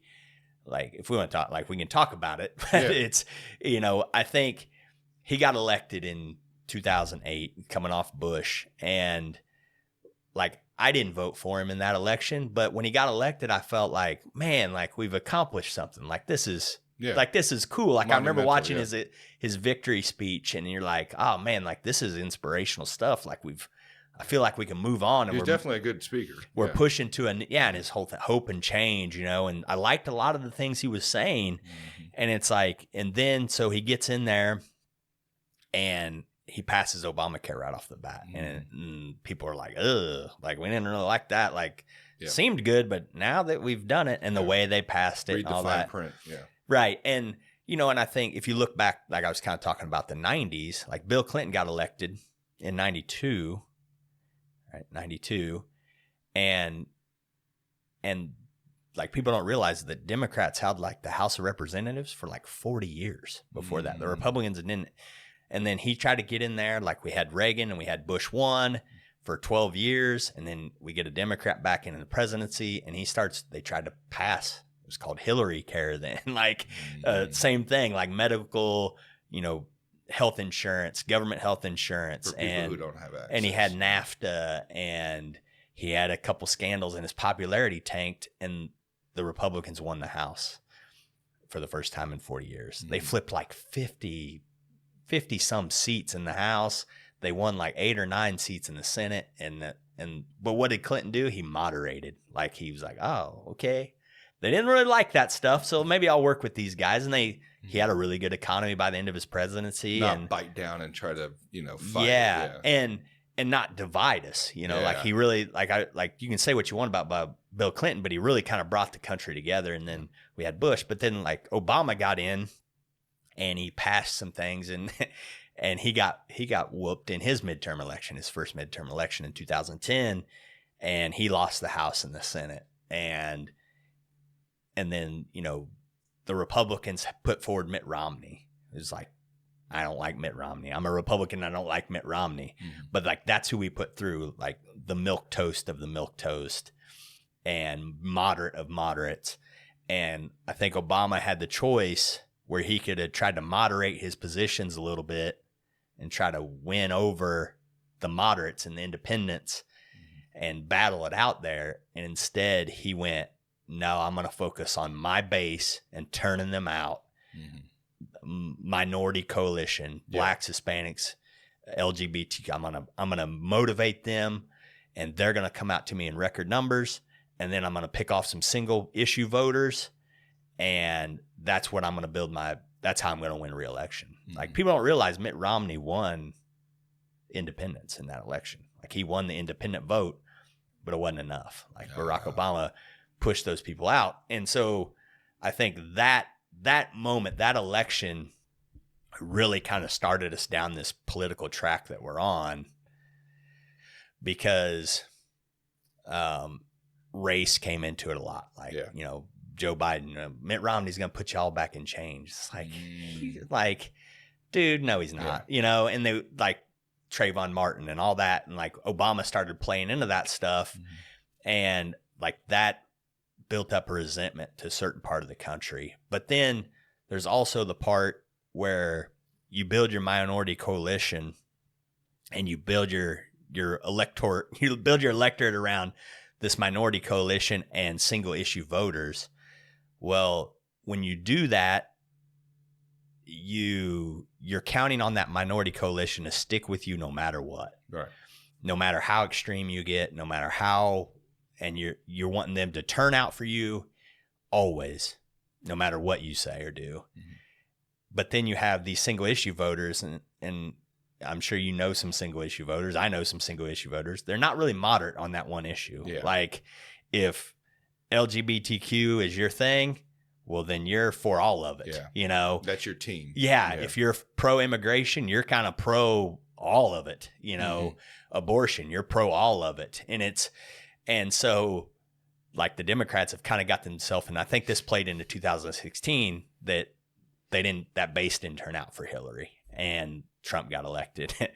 And I think there was a lot of people, like I explain it, where have you ever had somebody lie to you? Like, yeah, that sucks, but you can kind of get over that, right? Like, oh yeah, you lied to me. Yeah. You know, but when somebody lies about you, that is a harder pill to swallow. It's harder to forgive that. Yeah. Spreading lies to other people. Yeah. And I think you've seen that a lot. And that's why people hate the media now. Yeah. Like they feel like they lied about them. You know, like when Trump come on the scene, yeah, he was bodacious, you know, braggadocious, and, you know, he said some things that normal politicians don't say, but it was the reaction to it. They're like, oh, you're not for immigration, you're a racist. Yeah. And it's like, no, I'm not. Like, why would you say that to me? Like, why? I'm not that. And I think that's why the support for Trump, like people who like Trump really, really like Trump, you know, and I think a lot of, and the people that will stick, you know, you see it in the media. Why do these people still stick with him and vote for him? Like, don't they know all the bad stuff we've said he's done? And it's like, they don't care because you lied about them. Yeah. And so they think that everything you say about him is a lie. And so they just disregard it, and they're going to vote. They're going to ride with that guy. And it's probably safe to say that a lot of the people who got pushed to Trump were the outcome of the extreme left. Right. Because they were the ones that they were tired of their shit, tired of the lies, tired of all that. And then they pushed them over to that side. Because they're like, and I think we've like Trump. Not everybody. I'm not saying everybody. Like I don't want to give the Democrats ideas, but I think if they were smart, they would have moderated. Like they looked at Trump and they said, why did this guy get elected? And they were focused on that, oh, maybe it was us. And it's like, no, they focused, no, it's him. And so we've got to get rid of him. If we just get rid of him. Yeah. And I think that allowed them to keep pushing to the extremes. And like I said, we have that. And I think they're kind of in a pickle now where they've gotten to such extremes on certain things. You've got the squatters controversy now. Oh, yeah, you've got the immigration thing now. You've got crime, you know, where they were defunding the police, and now you've got all this crime starting to bubble up. And you've had all these, and now inflation with their economic policy, and they don't know how to do it. You know, I think they're kind of getting worried, and you know, I think you're going to start seeing some but voters, you know, like, yeah, I like the environment and I like conservation, but I can't afford an electric car and I like cheap gas, you know, and I think you're going to start seeing that. Or you're going to see, yeah, like I'm cool with legal immigration, but what you guys are doing is really extreme. And I think I'm hoping that we'll eventually moderate instead of doing this back and forth to the extreme, this extreme pendulum swing. And I hope that's what we're seeing. You know, I don't trust polls, but you know, some of the polling is you're starting to see some of that minority coalition get pushed back to the moderate side of things, because those single issue voters are getting so extreme that it's turning off some people. I just hope that we can come to a balance, but I just, with our candidates that we have, I don't see that happening. I don't see, if Biden wins, I don't see him moderating. I don't think Biden's going to win, to be honest with you. I'm sure it'll end up being Trump, which I don't, I've been pretty vocal about it. I don't think Trump is, necessarily the solution to all our problems. Yeah. I understand why people support him. I understand why people vote for him. I understand why people gravitate towards Biden and their, and what they believe in and stuff like that, but, I think I got pushed more, and please chime in and tell me what you think. I always like, people to, have an opposing view, or, kind of just talk back and forth on, what they think, because I don't necessarily think I'm correct on everything, but I got pushed more to the libertarian side because I feel like government governs best when it governs less. Right. I've seen too much government intervention, like we spoke about earlier. I battle with what is less, because I do understand that some things, like are beneficial, that, we should have certain laws, but then I go back and forth. I just go back and forth. I'm a real big supporter of Spike Cohen. I recommend everybody go look at his stuff. I can't say I don't agree with everything. There's a lot of things I've agreed with him on. There's some things that I don't necessarily not agree. I'm just on the fence about, immigration being one of them.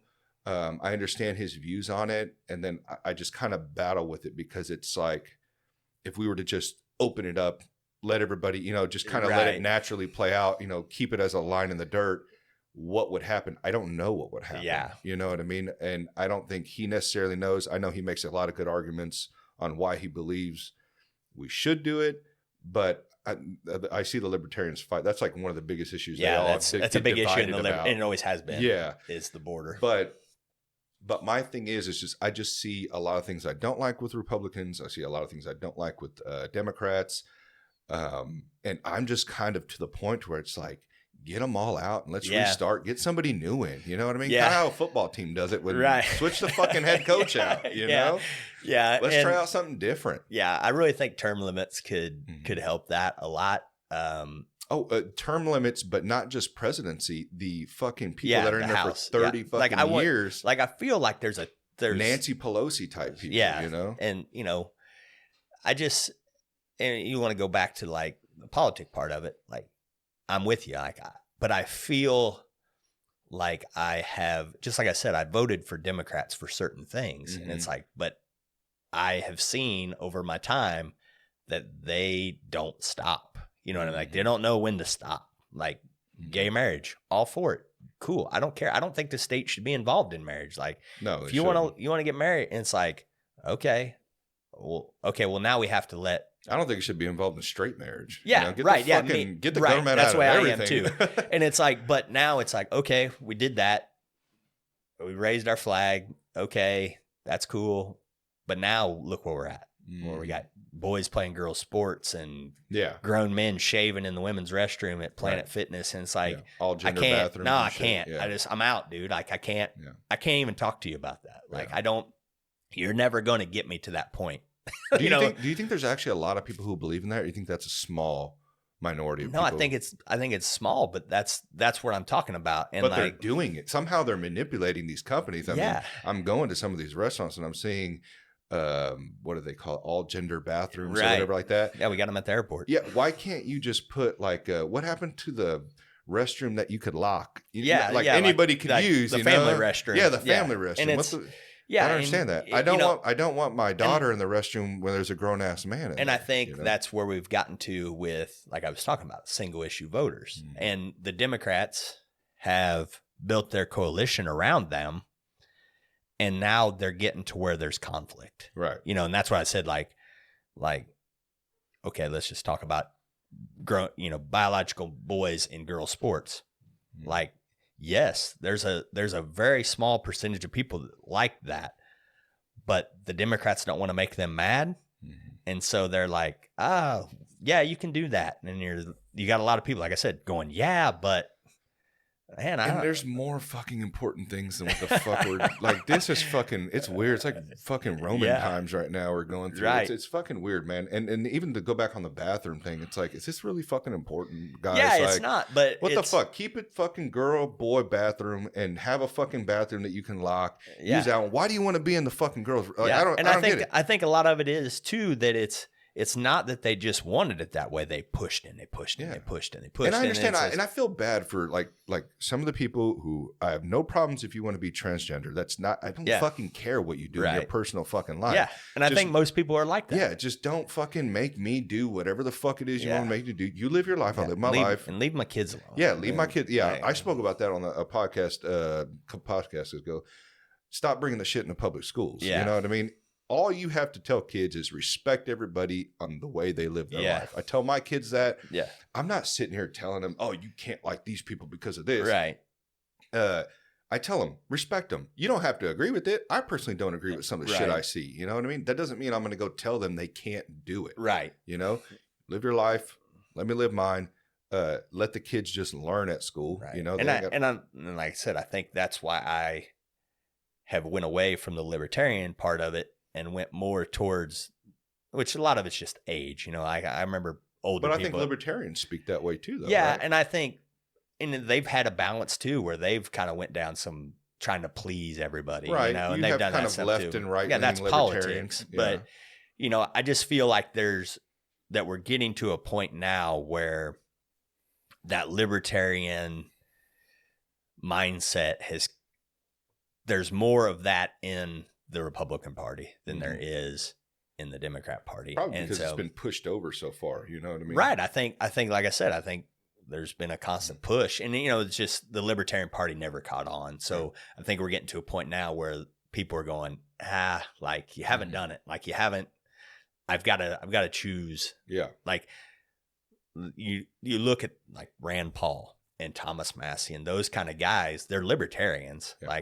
But they had to run Republican. But that's good. Like, I think that's good for the Republican Party is like, get those guys in there, and you're starting to see that grow. You know, you're starting to see that grow in the Republican Party. And, you know, but politics is a weird game, right? Does it ever irritate you that there's only two parties that are popular? When there's like 13 different parties? Like there it is. But at the same time, with our system, it makes things easier. No, it doesn't make things easier. Yeah. But I think it makes. I'm saying for the common person, because you have Republican, you have Democrat. These is what you have to choose from. That's the problem. Yeah. Like that, I think that part of it is a problem. Because no matter people get on their teams and they just vote like they don't care. That's what I'm saying. Because even Republicans are guilty of that. They get on the Republican Party and they're not able to do certain things because I really wish we would on the ballot wouldn't put R&D by the people. Oh, okay, yeah. Like choose people off of their actual character and moral. No, I mean, I'm saying you can be a Republican and you can be a Democrat, but don't highlight it. But don't let the voter know which is which. Like they have to know that going in, because there's a lot of people go, oh, that's a D. Oh, that's a D. It's hard too for just common people to be able to be up to date on everything because there's so much. Yeah, you know, and then trying to. Whatever news you listen to is going to be pro whoever they support, whether it be Fox News or CNN. You know, it just depends on who you gravitate to. So you're only getting the talking points that they want to tell you. Right. And it's hard to actually dig through the mess of the small, like your local state senator or whatever. That's a big thing. Yeah. Like, and they say that if your state and local is actually has a lot more influence in you than the actual federal government. But look how the federal government is. They're getting, I think that's actually a big issue is the federal government giving, like they're increasing every year. I feel like more and more into the states and trying to dictate the way that they feel in Washington. And it's the same way that Missouri or Kansas or Texas or whatever it is, you know? And I think that's where our political system has kind of gotten out of whack. And it's, and we talk about Republican, Democrat, like I think the parties and just having two of them would be okay. But we have to have, it's become such a, Senator Mike Lee, he calls it the firm, You know, it's just a couple people in Congress that are doing everything, and it's just you send it out, and like you see it in the Democrats, like they don't bud, like they all stick together and they'll have their little fights, but when it comes time to get with it, they're all together, you know, and I think that is dangerous that we've gotten to that point. Like our political system and our system of representatives is supposed to be, okay, the most blue district in the country is AOC's or whatever, right? Like it's 90% Democrat. Like they should have the representative that is the most liberal, progressive person, right? Like AOC, right? And the Republicans should be the same way. Like the most red, hardcore conservative district should have the most red, hardcore conservative representative. And I think that's what the Republican Party is. One of their big problems now is it's not set up that way. And a lot of it is people at the top picking winners and losers in the primaries and all that. Republicans seem to have a harder time getting older people out of office. We go with incumbent a lot of the times. My district, I have Sam Graves. Sam Graves does not represent his district. Like he's out of line with his district in my opinion. And from what I've observed I've always been in his district, right? He got elected in 2001, like before I could vote. So he's always been my representative no matter where I've lived. And it's like, yeah, in 2001, he was pretty much mainstream Republican, but it's like now, like your policies are 25 years out of date and the party has moved and you live in like one of the reddest districts. Like it's probably the reddest district in Missouri for sure. And it's like, you don't represent your constituents anymore. And it's like, and that has become a problem. And I think that's a problem that Trump catered to a lot. Was like, man, like these people suck. Like I'm totally different. I haven't done this before. Like I'll try to do my best for you. And I think a lot of people are just like, finally, some guy that's doing stuff about it, you know, like. Then why don't you think he ran as an independent? Just because he's kind of like, you know, the whole could win. Like, yeah. Like I mean, I think we're we're gonna be on a team. I think we're gonna. Well, a lot of it's funding and they access. said that like even being invited to the debates, like you have to be, you know. And I think blue. Ross Perot kind of bungled that. Like it's kind of, and you're gonna see it with RFK Jr. if he's able to get on a debate stage. What's your thoughts on him? I've been seeing him getting a lot of popularity lately. I think he's good. It's good to have another voice in there. Or what about the Florida governor, DeSantis? Yeah. I like DeSantis a lot. I didn't think he was probably going to win because, I mean, there's a lot of factors into it, but Trump's the behemoth, right? Like it was going to be hard for anybody to win. And it became harder when they started charging him with felonies and trying to put him in jail. Yeah, like I talked about that a couple podcasts ago, how they're trying to get, because he said he lied about how much his assets were worth or something like that. It's all bullshit. Yeah, like which I find it hard to believe they didn't do property assessments on that. But they did. The banks testified that, hell no, we were happy. And even if they didn't, how many companies or how many individuals who have money are getting away with that? You saw it right after, like, Jon Stewart did a story on it on the Daily Show, and somebody went back and looked at his records and found that he sold his house for way more than the tax assessed value. And it's like, dude, no, it's just bullshit. Jon Stewart's been irking me a lot because, like, I actually liked, like, when 9/11 happened, how he was like trying to fight for those firefighters, you know, that still does. Yeah. But what the fuck has he turned into, dude? Like, I mean, I think I watched his debate with some guy on guns. I mean, just so emotionally driven and just like not realistic at all in what he was trying to say. And you're seeing that a lot with the media. It's all emotional based. And, you know, it's, it was a TED Talk, and it was with a guy named Eric Bischoff. And Eric Bischoff is a wrestling personality. And he was an executive in the 90s of pro wrestling. And his whole TED Talk was basically relating politics to pro wrestling. And he said, we've gotten to a climate now where we're all watching the same wrestling match. but there's 2 different commentary teams. Mm-hmm. And one commentary team says this guy's the bad guy and that guy's the good guy. And the other commentary has it flipped. And we've seen that. And I think that has driven the media. And I think it just stacks on top of each other. Like the media, like you're always trying to one up, and the media, like, okay, MSNBC is trying to be the opposite of Fox News and Fox News is trying to be the opposite of MSNBC. And so they just keep polarizing to each other. And I think it's good that we're starting to see some independent media, and like we're starting to see some and like certain podcasts. Tim Pool, and I'm trying to think of some other ones. Like I really like, and just commentators, not necessarily people that are like news based, but like, do you know who Batya Ungar-Sargon is? I think I've heard that name before.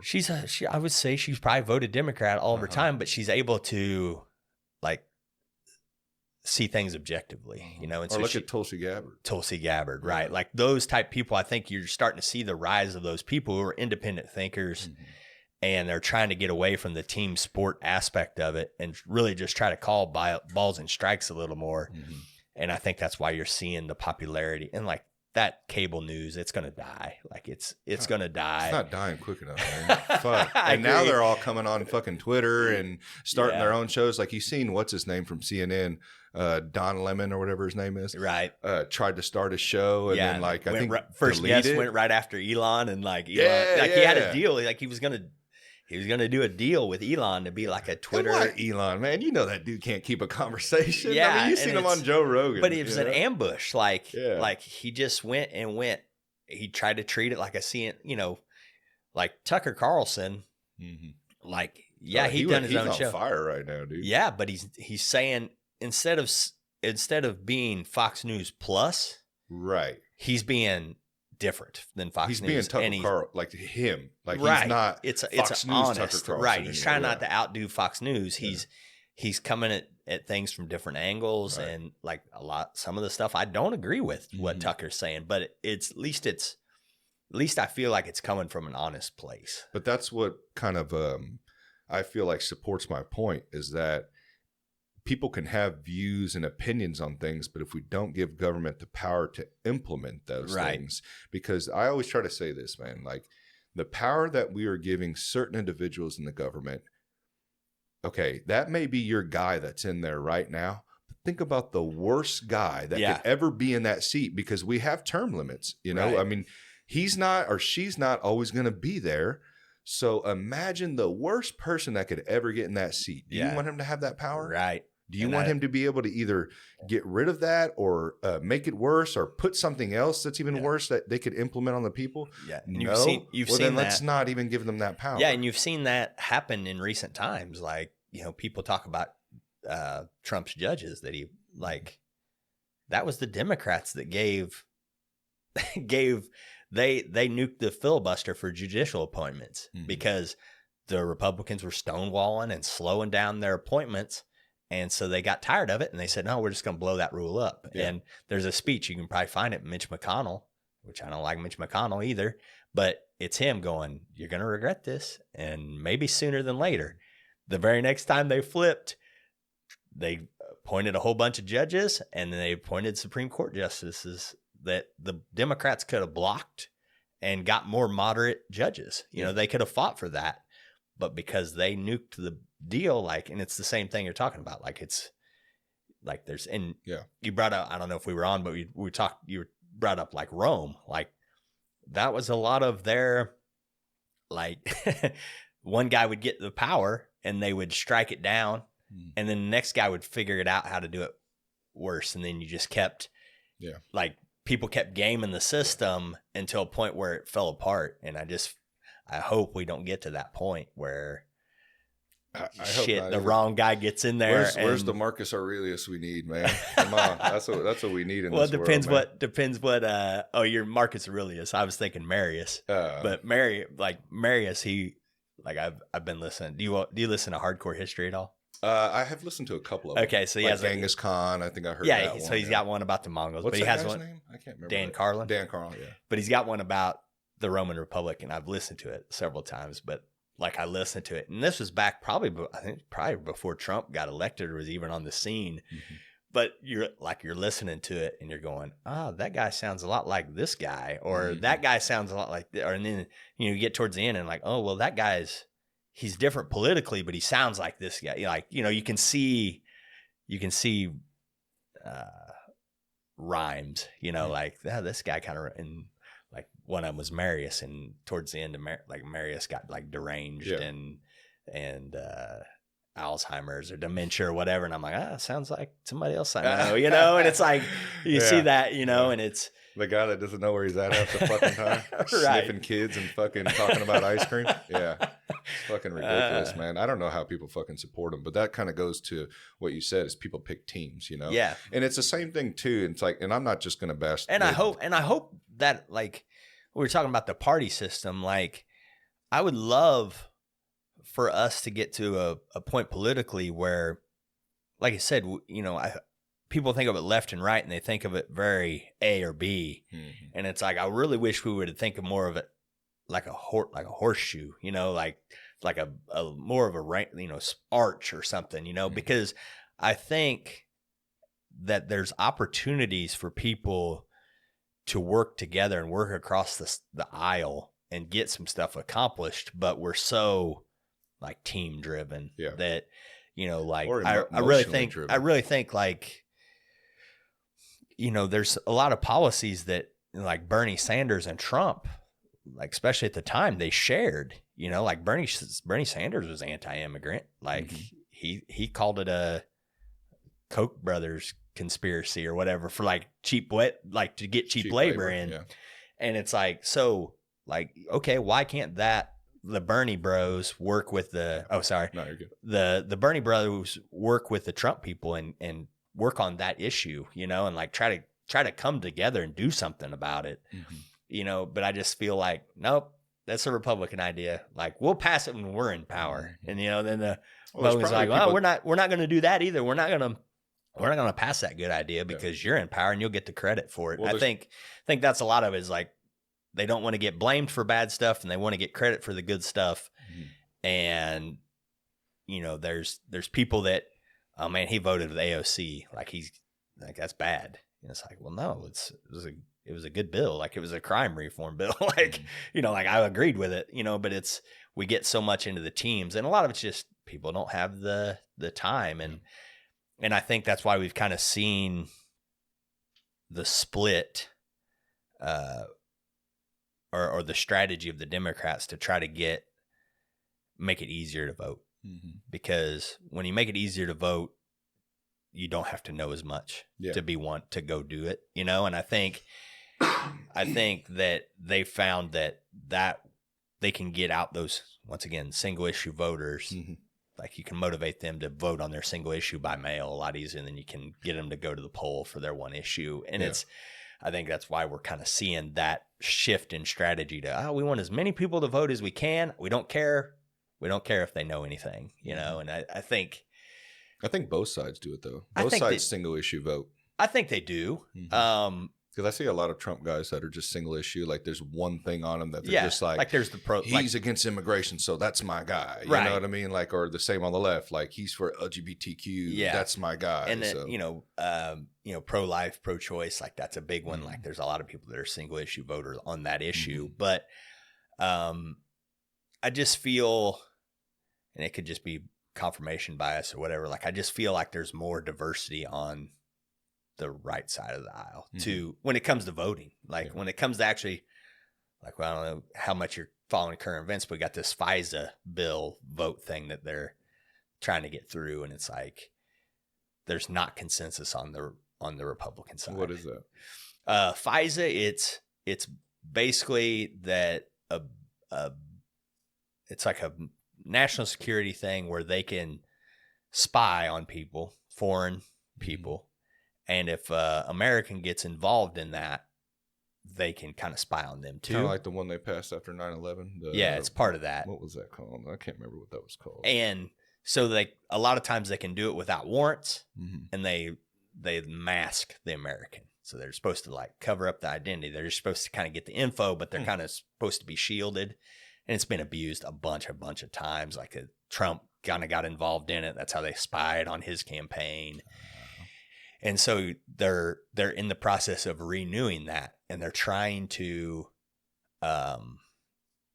there's a push to make it where they have to get a warrant anytime they want to spy on an American, which is Fourth Amendment, right? Like, yeah, they should. Like a lot of, in my opinion, they should. The Republicans are divided on it. And so there's like some of them that went. They should what? Hold on, what'd you say? They're divided on it. So, no, but on the Fourth Amendment, you said they should. Like I feel like they should have to get a warrant to spy on an American. Yeah. Like, and right now they're supposed to, I think, but there's no check and balance. There's nobody making sure that that's happening, and so it's getting abused. But the Republicans are divided on it, and so there's like 20 of them that went. How are you divided on that? I know, and that's the thing. It's like the Democrats don't want it. Like the Democrats are, they're for the warrant. Like, which is insane to me. Right. So I'm on that side, and I'm on the side of the Republicans that are voting for it. Yeah. They voted on it today. It ended in a tie. What? So yeah, it was an amendment to the FISA bill or whatever. So they were trying to amend it, and the amendment tied. So it failed. Wow. And so and once again, my congressman in the most red district in the country, or not in the country, but in the state, he voted no on the amendment. And it's like, no, dude, like 80% of your constituents don't agree with warrantless surveillance of Americans. Why did you vote for that? He voted no or yes? He voted no on the amendment to require so he voted against them getting. So he voted no on the requirement to have a warrant. Yep. Okay. So did he say what his reasons were? I don't know. I've sent him an email, so we'll see.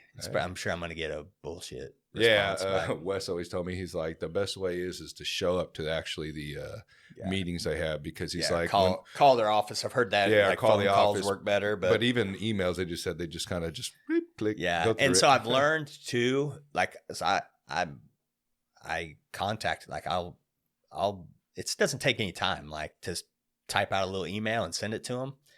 And so I've done it several times, and I've learned.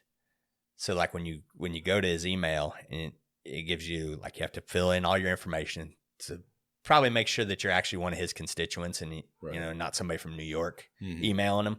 So you have to type in your address and all that.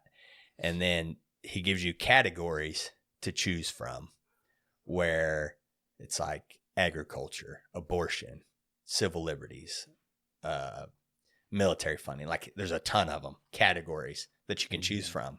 I've learned I've got a better, more personalized response if I always hit other.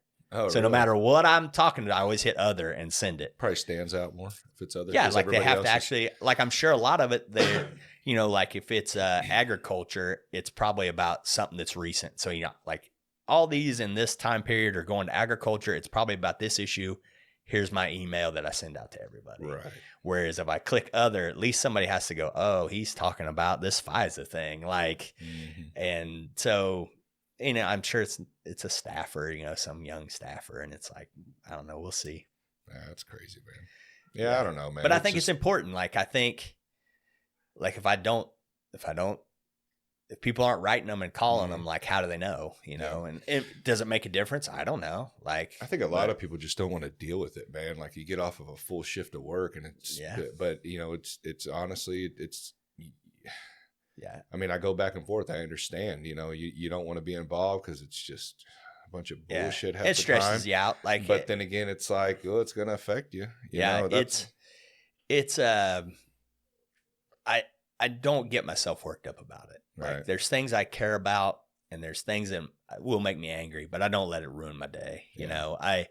And some of it, I'll be honest, it's entertainment, right? Like, they've done a good job of making it entertaining. Yeah, it's sad that we've gotten to that point, but I kind of tell people, like, people are like, why are you, like, there's a guy I work with, and he's like, why do you even care about this? Like, you can't affect anything or, that. And I'm like, I told him one time, I was like, I like the politics of pro wrestling, and I like the pro wrestling of politics. And he's like, what? And I go, I like it when they yell at each other and call each other names. Like, that's what I like to see my politicians do. It's the I like that type stuff. At least you're honest about that. Yeah. I like, it's not it's the fun part of politics. Right. Like, yes, I am worried about the issues. I have my point of view, and I want to push that point of view and encourage my politicians to adopt that point of view. But I like what keeps me interested and keeps me listening to that stuff is that type stuff. I feel like they know that too, though. I think that's why we have those certain people in there that we have currently, because it's getting a lot of clicks and views and attention and all that stuff. And it's honestly causing divide, and I'm not going to sit here and say we're more divided than ever, but sometimes it feels like that. Yeah. I mean, I've seen families and friends split up because of it. Yeah. And, but I think a lot of that has to do with the media culture. Like they've pushed themselves away from objectiveness and journalism. And so it becomes hyper partisan and hyper polarizing. And I think eventually, like I said, it's not dying fast enough, but it's going to die. And I think we're going to start to see more consensus on some things. And I think both parties have to look at moderating at a point in time and picking candidates that are moderate a little bit. Like I said, I think we talked about Obama, like he went away from moderation. Like he didn't moderate his policies. He kind of concentrated on this base and these extreme single issue voters. And when that got rejected, like he went farther, and I think eventually we're going to get to the point where there's a reason that the Democrats had the House for 40 years is because they were seen as the more wide swath of people, the moderate, big coalition, labor, agriculture, civil rights. Like they had a big tent, and you can see like those were our best times from World War II, from the 50s to the 90s. Like that was when we boomed, and I think eventually, hopefully we will get back to a moderate outlook. And I think one party is going to take that reins because it's a winner, like it's just a matter of how long it takes before we get there and how fucked up things get before we get there and how big a hole we got to dig out of. But eventually I think the people will figure out like, man, like we just got to focus on this middle part and let's try to make that better. And let's try to be nice to each other and let's try to do things nice, but let's try not to push this extremism and let's get down to work. Yeah. And I think there's going to be a party that's going to do that because it's a winner, and hopefully that'll get us back on the right track. My worry is that it won't, that they're already they like how it is right now with the attention that it's gotten because they are the single issue voters, the emotion that they've kind of wrapped up into this. And I get it. Stats and facts are kind of boring, I guess, in a sense. Yeah. And if you can kind of wrap emotion into it and pull at the heartstrings of people, you're going to gain more eyes and gain more attention. But then people aren't voting the way they should. And actually, I got a friend of mine that I communicate with regularly, and he's kind of brought something to my mind that I've never even thought of, that not allowing everyone to vote. And it's hard for me to swallow because I feel like everybody has the natural right to vote, being an American citizen. But at the same time, I get what he's saying. He's like, have you seen some of these people, the way they live their lives? And like what, those like, man on the street videos where like, if I give you 3 pennies and 2 dimes, how much money do you have? And or like, how's the issue in Wakanda? Like, do you guys know? And they're like, I think that we should, it's like, that's not even a fucking real place. Right. Yeah. What George Carlin say? Think of the average person and realize that half of them are dumber than that. Yeah, it's scary, man. Because even like on both sides, man, you usually pick, like I was saying with the right, like people don't see like, and I know we kind of talked a lot about Democrat side, but even with the Trump, like I'm sure there's issues that maybe he's talked about that you don't agree with. Like one thing being 2A rights, like he was against some of the things I didn't agree with, like the bump stock ban and stuff like that. I didn't like, he pushed the, from what I know, I may be wrong, but I know he was a big push for the vaccine during COVID times, and stuff like that. And kind of weird how that flipped. Yeah. But he hasn't flipped. That's the thing. Like he hasn't really flipped on it. Even though there were some things that I didn't like, but I also liked that, he was very anti-war and, trying to get us out of there and stuff like that. And I think kind of back what we were just talking about one party kind of moderating. If you look at Trump's policies and the actions he took, they weren't that extreme. Like, you know what I mean? Just like the bump stock ban, that's a moderate position. Like he didn't cater to the hardcore 2A people. Right. He tried to moderate. Like you're seeing it now with his abortion stance. Like he's like, I'll leave it up to the states. And Arizona went, they just had this Arizona thing. He's like, that's what I think should be done. Leave it up to the states. Yeah. And I think that, like, there's a lot of people mad at him for doing that, but it's like, no, man, like, why? How do you know what dude in Arkansas, how do you know how he needs to live? Yeah. Because they're just pro-life people. And so that's their single issue. Just like you said, there's single issue voters on the right. And so that's their one issue. So they're mad that he's not catering to the hardcore right of the party. And I think there's a lot of issues like that. He's not a war hawk, and I think that's where most of the country is. Like most of the country don't want war. They don't want us. They don't want us sending money overseas. There was a point where that's what they wanted all the time. When you're dealing with the military industrial complex and all that shit. And I think, and it's once again, the polarizing part of it is like, okay, well, the Democrats used to be anti-war. And it's like, that's another issue that I stuck with. Like I was on their side. And another reason I was a libertarian in my younger days. And it's like, now it seems like it's flipped, and it's like now, like they want to send money to Ukraine and, there's all this thing and and once again, I think a lot of it's just trying to cater to so many different little factions. I think we're seeing that with the Israel stuff is like, most people are on Israel's side. It's like 80% of polls, like they're with Israel, but Joe Biden really needs those Muslim voters in Dearborn, Michigan, and so he's dictating our foreign policy on these 30,000 people or whatever, it's like, it might get a little loud here in a second. They just got home. So that's all right. But yeah, no, I completely agree, man. I don't know, man. I don't know what the solution is, honestly. I like to think I know, but I don't know, man. I really don't. I just think we just I hope it gets better. Yeah, I just think we just need to keep trying to talk, which, trying to reach out.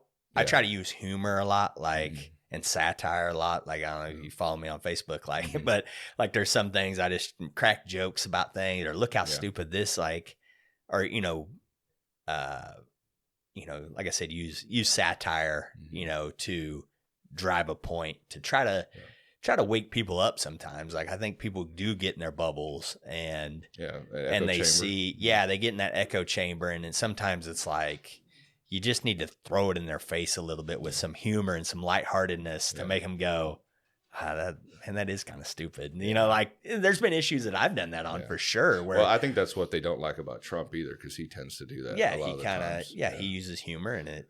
But then again, I don't like the voters who vote for him just because of that. Because he's funny. Yeah. Or because he says what everyone else wants him to say, or he's an asshole to them. Like, I like that. Like, well, at least be a little smarter and at least understand what he's doing. Don't vote on him because of that. You know what I mean? Because the same thing, the people on the left are, voting because of, they love everybody or whatever they feel. They don't necessarily know what they're doing. Yeah, but they've been sold on it's the right thing to do. Or I've seen people on the right side of history, or I've seen quite a bit of people on the right doing that too, and that's what kind of like pisses me off. It's like, at least you know what's going on. You're actually combing through everything, trying to, and you don't know everything, but you're doing a lot more than what a lot of other people are doing, voting based on just emotion. I think that's where everything gets fucked up. Anything in life gets fucked up because of emotion. If you live your life doing decisions and are making decisions based off of emotion, you're going to make a lot of mistakes. And I think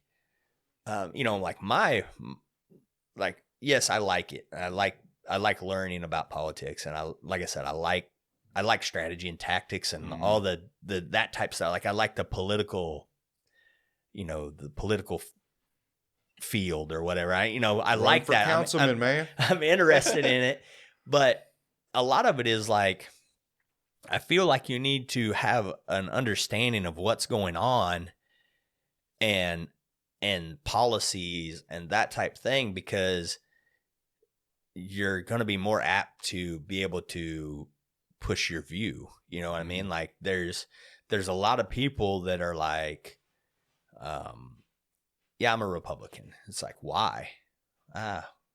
Always have been. It's like, why? Yeah. My dad was. Why? Why? Yeah. And they can't ever. And it's like, I think if you can start those conversations and then you are the educated one, and you can present that in a way that it's not hostile, that's how you're going to kind of wake people up, because I think there is, and you're starting to see it. And it's because things have gotten so extreme, like the immigration thing. The reason that has become such an issue is because it's starting to affect people that it didn't affect before. Yeah.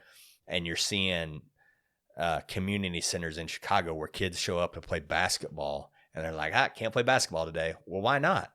They're housing them there. We got some immigrants here, and then they're staying the night. It's like, what? And it's like, well, I need to learn about that, and I think if you can kind of tell people that that's going to be, that might happen. If you can relay that might happen, when it does happen, they're going to be like, that guy was right. Yeah. And I think that's important, that us non-politicians are able to kind of build some education and a base of knowledge, and try to sprinkle it in on people. And then when something happens, they're going to go, hey man, Blake was right about, like, Blake was talking about that, or Gabe was talking about that 6 months ago. Like, maybe I'll ask him some more about that. See what he thinks of it now. And I think you'll build conversations. And that's why I like Tim Pool's show. Like, I think, and Joe Rogan, like they're willing to have those conversations. And sometimes you'll hear stuff on there and you're like, oh, man, that's not right. And then it is right. Yeah. I think sometimes it's not. And then they come out, and you've seen Joe Rogan say many times he's apologized. I fucked up on that. Yeah. And We're going to make mistakes. I think as bad as COVID was, I think that really kind of lit the fire under a lot of people. It woke a lot of people up. Like when everybody on the 3-letter networks are going, you got to take your vaccine, and you got to wear this mask, and you got to stay inside. And then you hear people on Joe Rogan who are like, I don't know about that, or I don't know about masking. Like, I don't think that's doing a good job. And then you see the visceral reaction, like, no, shut them down. And then now that we've learned, it's like, oh, those people were right, and those people wanted to shut them down.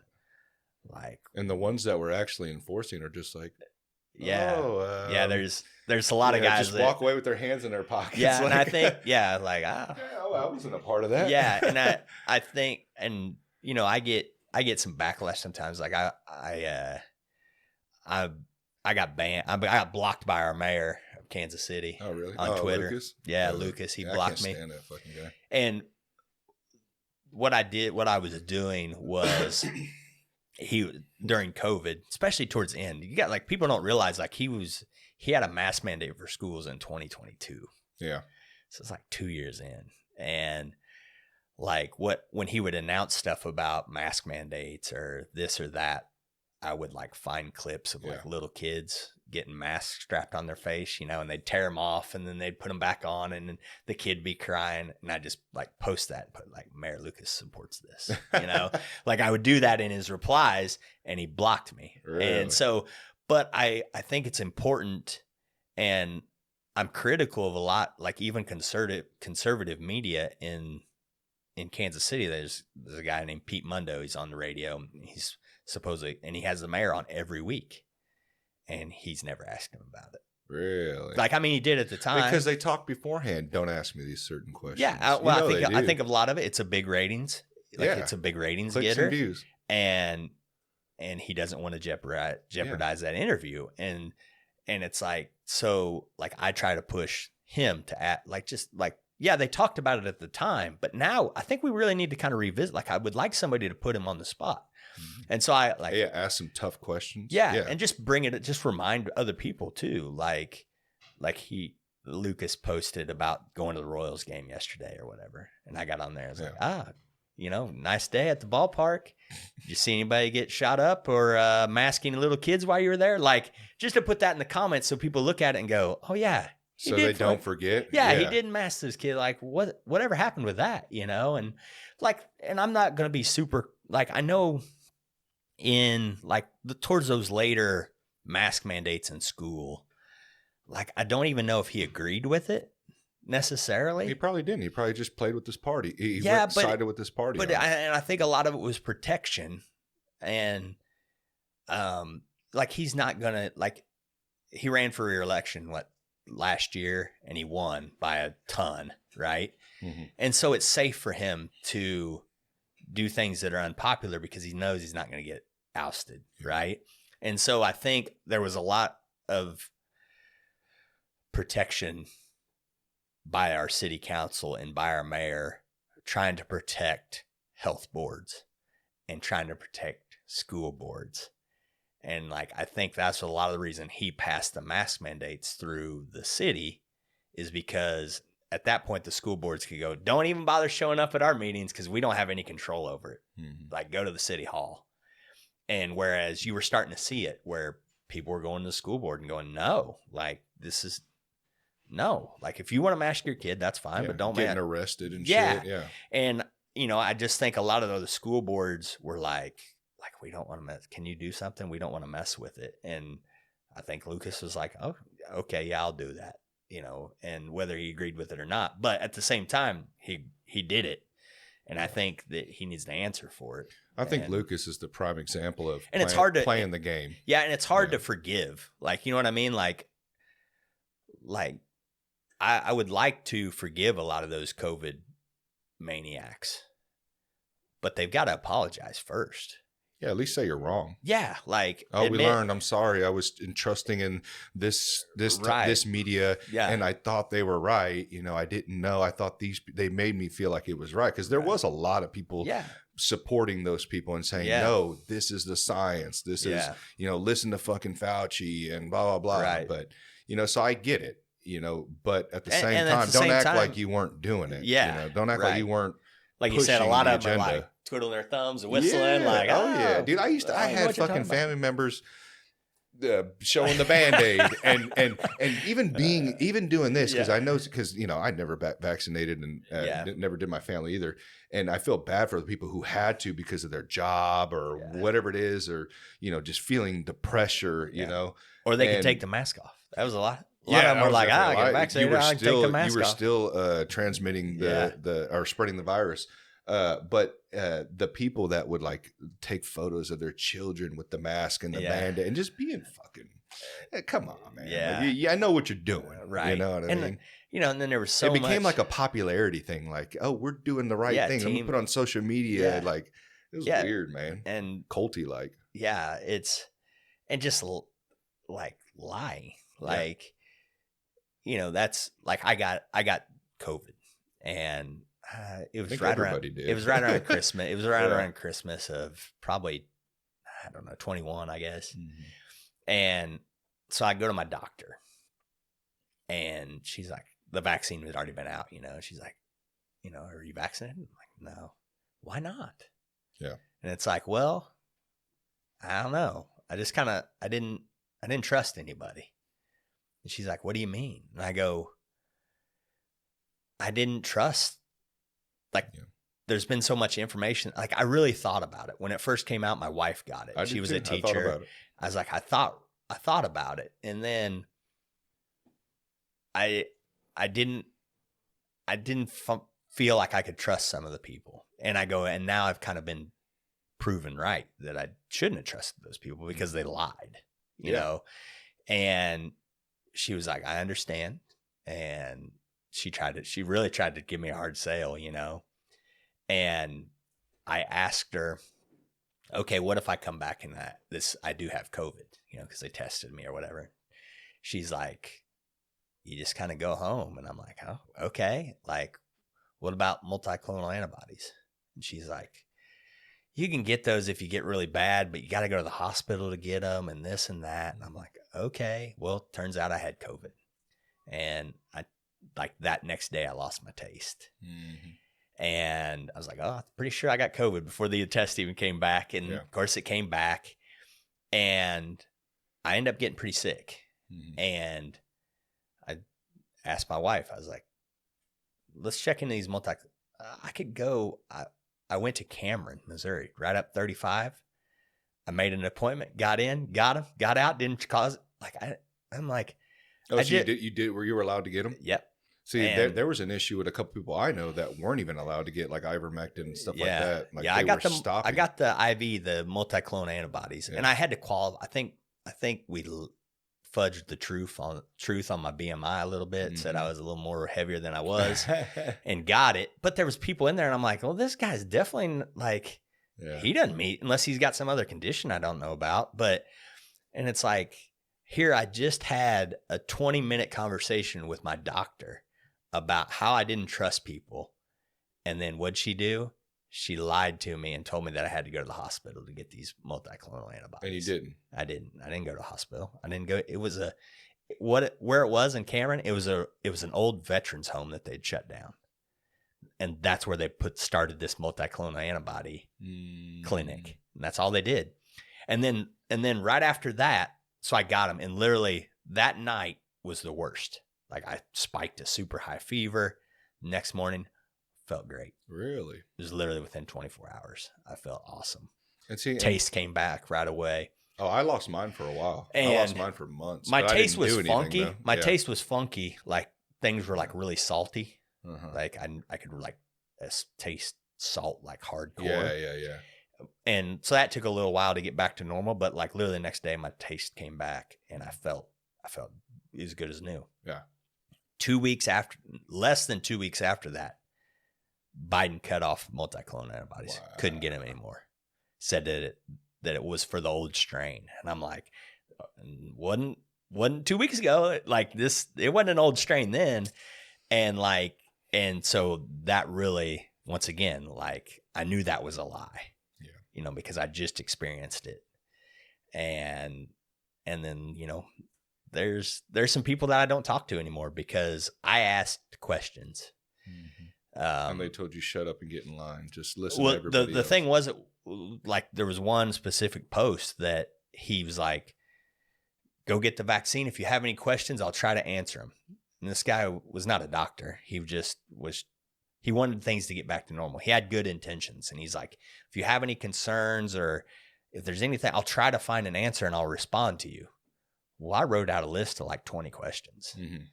And he was like, he writes back and he's like, I was going to try to answer these, but I don't think I'll ever convince you, this and that. And we kind of retorted and he deleted me. Really? Yeah. And like some of my questions were like, why was Joe Biden's vaccine hesitancy okay and mine's not now? That's the thing, is they were hesitant. Yeah. He said, who's going to take it? Are you going to take it? Who's going to take it? And I was like, I forgot about that. Like, why was it okay for him to do it then, but it's not okay for me to do it this whole time? Like, I've been questioning it the whole time. Yeah. And then I was like, one of my other questions was about the George Floyd protests. Like, why was it okay to do that? But I couldn't go to work. Like, right. I was essential. I never did miss work. Shit, kids couldn't play at parks at certain. But like our gym, like the gym, the jiu-jitsu gym, like we had to shut it down, you know. And it's like, why was it okay to go protest, but it wasn't okay for us to be open? They didn't want to piss off their voters. Yeah, well, yeah, and I think a lot of the lockdowns contributed to the mass numbers of people that protested, because it was like, we're locked down. They're going to let us go outside. What do we have to do? Fuck it. Let's protest. Go. Yeah, let's go protest. Fuck it. Let's go. Yeah. And I think a lot of that played in. But I was asking questions about they weren't necessarily about the vaccine. It was about all this other stuff. And like, yeah, it all went on at the same time. Yeah. And I was like, this is, like, why are we not focusing on preventative care?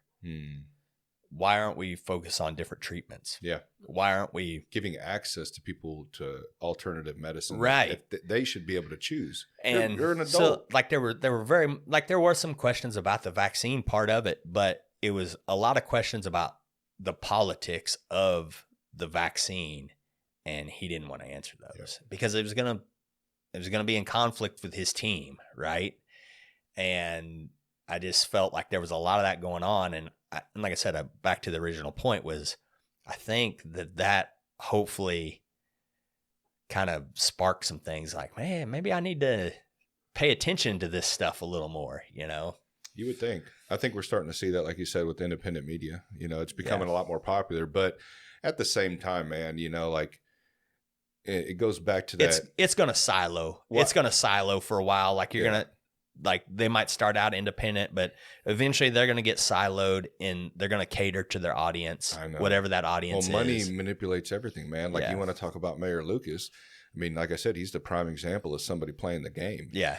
I think that federal money plays a lot into it too. Like, Kansas City, I'm sure they get federal money. I'm sure that, whatever they say, they're going to go with. That's our team. So maybe he doesn't agree with it, but he's playing the game. Yeah. And that kind of goes back to like your talk about power and about like, would you want the next guy to have that power? Yeah. And you're starting to see like, the federal government has done that for a long time, trying to force themselves on the states. Mm-hmm.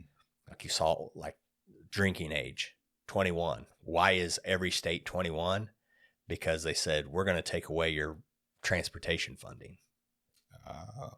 If you don't make your drinking age 21, we're not going to fund your roads in your state. So all the states went, sure. Yeah. But now you're starting to, which, did it affect, like, is that big of a deal? No, not necessarily. They did it with speed limits back in the day.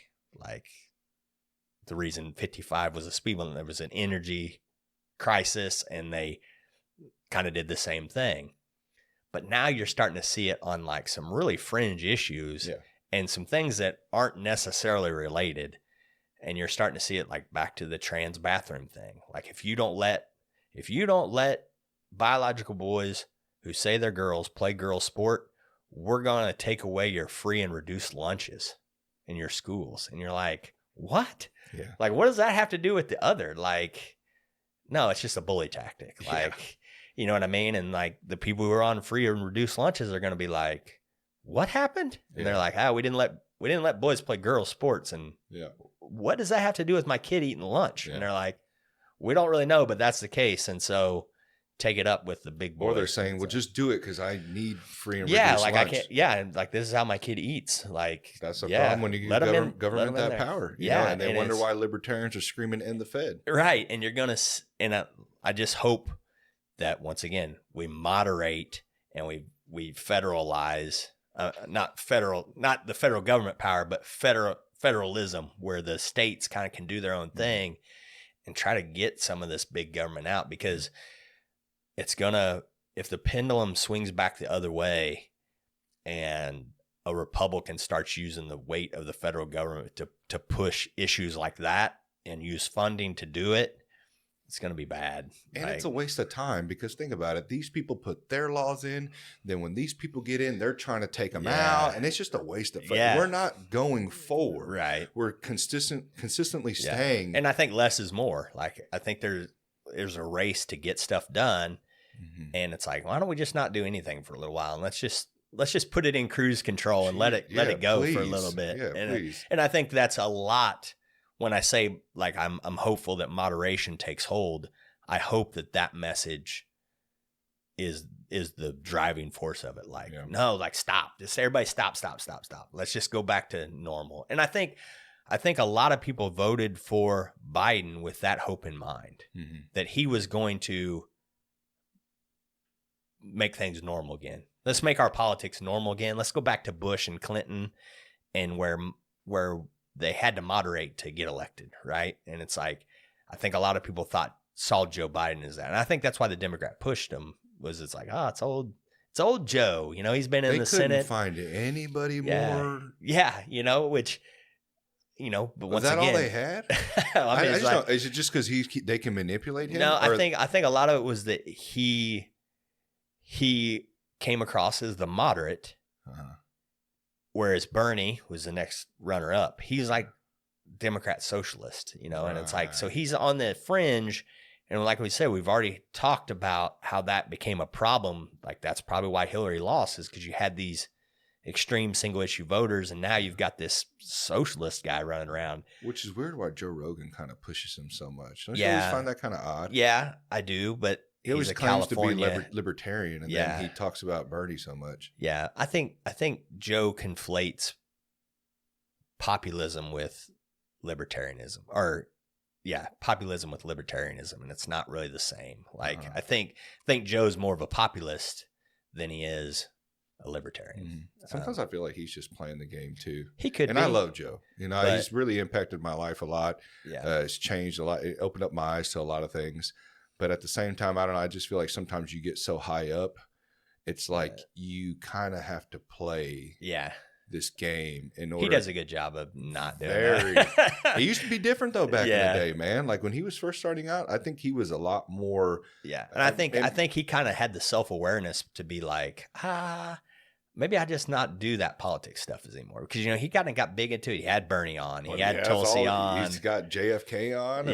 I mean, and he does a good job by doing both sides, right? Kind of wish he'd have some more. Well, he has Dave Smith on, so at least he has him on. I like Dave Smith a lot. But you know, I think they pushed Biden because he came across as the moderate, but then he got elected, and then he didn't govern like a moderate. Like people, I think, just kind of back to the Clinton thing. I think they wanted him to be Bill Clinton in 1994, and it's like, no, he's Barack Obama in 2010 plus, like more extreme. Yeah. And I think a lot of people, you're starting to see his favorability ratings in the tank. And I think a lot of it is like, you told us it would get back to normal, and it's not. Right. And I think they're kind of betting on, well, it's Trump's fault still. It's like, well, I don't really think so. Like, he's not in power. He's not really doing anything. Like, you're the one in power. We'll see how it plays out, I guess. But I kind of wish Trump would step away just so it would show how much, like, the left relies on him so much. Yeah. It's like, I feel like if he was just to step back and kind of do his own thing, I think a lot of people were hopeful of that. Yeah. And because I feel like without them, they really don't have anything. Yeah. That's all they fucking talk about is him and abortion. That's and abortion. Which is fucking weird, man. I'm all for people, if they want to have abortions, I don't give a fuck. It's your life. Yeah. I don't personally fucking agree with it, but I'm not going to tell you what to do, you know? My thing is just how weird some of them are about it. Like fucking, I killed a baby. It's like, shot your abortion or whatever they say. Or, okay, you're fucking proud of that. You're proud that you're not being smart about your fucking sex life. And I understand accidents happen, or I understand like they want to like mix the rape into it. Yeah. Like I totally get that. You're like right. if you're raped, I think most people, like I said, I think there's a big swath of the population that are very moderate on that issue, and it's like, but we can't get the there. extremes are the ones with the big voice, though. Yeah, and I think Trump's trying to, like I said, with his little statement he put out, like he's trying to hit that big swath in the middle, and it's like, but yeah, like there's some like, and Wes kind of talked about this on his pod, like there's some things that are just totally repulsive. Like, no, I can't side with you guys. Like, I just can't do it. Right. And like, that's one of them. Like, you know, I don't remember who said it, but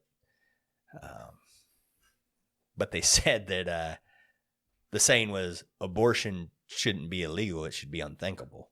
Like, it's a cultural issue. Like, and I think us fighting about it on a political level is never going to accomplish anything. It's just always going to be But so don't you think that we should leave it up to the individual? Yeah. Because I don't like when Republicans are always trying to take that right away from people.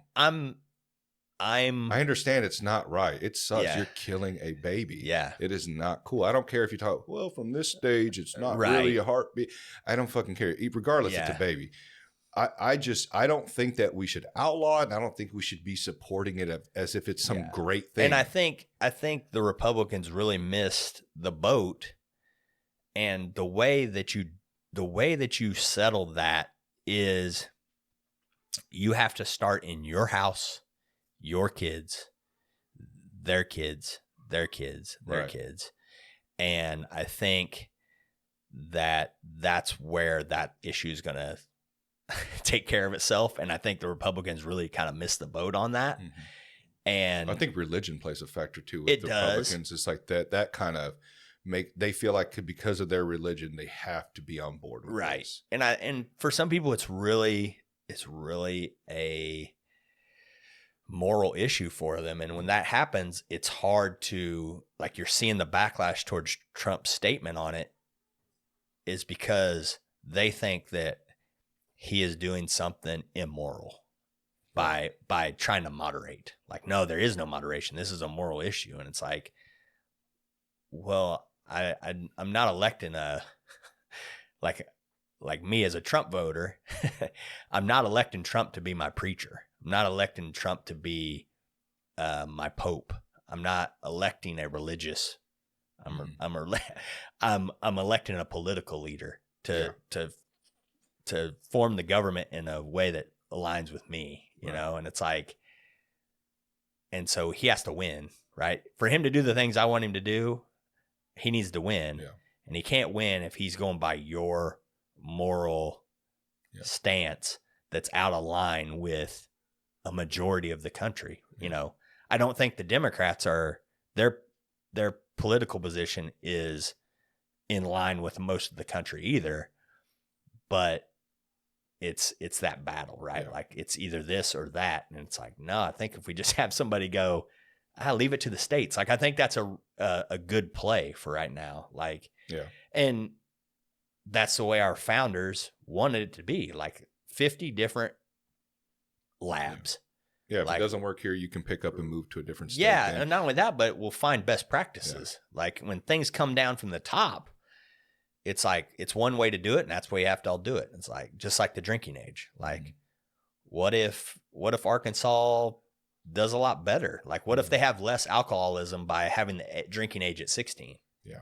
Like, because kids start drinking with their parents and they learn how to do it responsibly. Yeah. Instead of holding them back until 21 and they're out of the house. Yeah. They're out of the house. There's no, you know, like, I'm not saying that. I guess nowadays they're probably still in the house. Yeah. Well, that could be too. But you know what I'm saying? Like, I'm not saying that's right or the way they're making it taboo. And then when they get a hold of it, they just want to go wild. Right. Yeah. But what I'm saying is, like, what if that is the better option? Like, what if the drinking age is, like, what if the results are better at having a drinking age at 16 as opposed to 21? I don't think it should be 21. We're never going to find that out because everybody's at 21, and everybody's the same. It's just an arbitrary number. There's no experimentation. Why? Because the federal government forced that on everybody. And it's like that's like, I think that we can find the best ways to do things. And our country's so big, and there's so many different regions and environments, and like, that's why federalism's a thing, is because, like, Missouri's not like Washington State, or, you know, Texas isn't even like Louisiana, and a lot of, you know, right next door, like, there's different cultures, there's different things.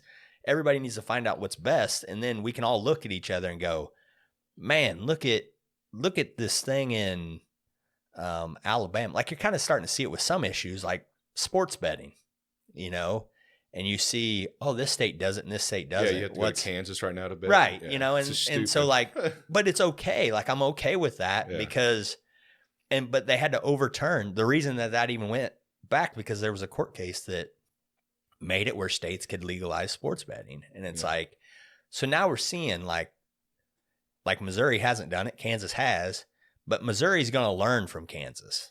Like, they're going to, Kansas did this really well. Let's do that when we do ours.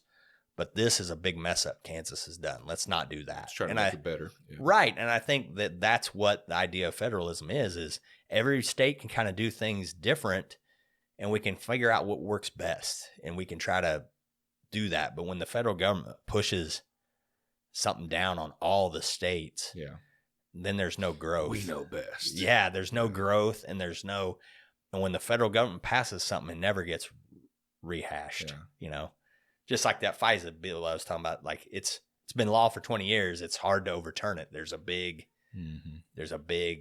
obstacle to try to get that reversed and undone. Yeah. I don't know, man. It's kind of I don't know. I think it can go like I said, I think it should be left up to the states. But then again, like me and Wes had that conversation of states being allowed to run themselves the way they want. But my thing is that not everyone's fortunate enough to have the money to just relocate to anywhere they want to go. Yeah. So that's kind of where, again, it backs what I'm saying is that just strip power away from government, right? To the point to where I'm not saying they don't have any power, but they don't have as much as they do now because it's just causing issues, man. It's like we're kids and we're trying to fucking, flourish and grow up and live our lives. And like, we have these helicopter parents that are just like, fucking no, you're going to listen to me. I'm right. There's some things that we could do that probably won't ever get done that can make that better. I'm trying to think. It's not the 19th is women voting. Is it the 17th? Whatever amendment it is that did this, our senators by popular vote of the states. That was an amendment. It didn't used to be that way. Yeah. So our senators in Missouri are Josh Hawley and Eric Schmidt. We elected them as citizens. Mm-hmm. Before that amendment went in, our state legislature would select those people and send them. So they were representative of our states. Does that make sense? So like our state reps, like the people that go to Jeff City, they would elect our senators to go to Washington, instead of a popular vote. Instead of a popular vote. That doesn't seem right. They're just picking their buddies. Well, that was the case to be made. Yeah. But what it did was it emphasized local elections. Does that make sense? Uh-huh. So like my state rep, I know who he is. I bet my wife doesn't know who he is. Probably couldn't pick him out of a lineup. I probably couldn't either. Right. And yours might be different than mine, probably. We're probably far enough apart. I'm over by Liberty. So, so he's the guy that picks my senator. Well, I better know who he is. And I better know what he's doing and what his positions are, because he's going to have not only power in my state, but he's going to send a powerful politician to Washington, D.C. So what it did was when they eliminated that, it was because of that, because of corruption or whatever, people picking their buddies, the country club, right? That was the reasoning for getting rid of it. But now what's happened is it's de-emphasized local elections. Just like when we said, you don't know who your state representative is or your state senator is. Why is that? Because you don't feel like they have any control when probably they do have more control in your everyday life, but we can focus on the big senator. Like everybody knows who Josh Hawley and Eric Schmidt is because we vote on them and we send them, and it's a big, important election and we send them there. But if we went back and we reversed that, well, then you focus on the states. Right. And I think too that focus the people's names and the yards and stuff like that. Yeah, and like it's the more, ones you see out here. It's more representative of the state as a whole. Because when you elect, Missouri is a prime example. If you look at Missouri, when they do the county by county, like presidential election or whatever, or even senator, where are the blue areas? Metropolitan. St. Louis, Kansas City, Joplin, maybe. Right, like those population centers. Right, they're little blue specks. Everywhere else is red. Right. So when you send, like your state senators, that's the reason Missouri has a predominantly Republican state legislature. It's because most of the state is Republican. So when you send that, well, then they're more than likely going to send a Republican senator, to the Senate.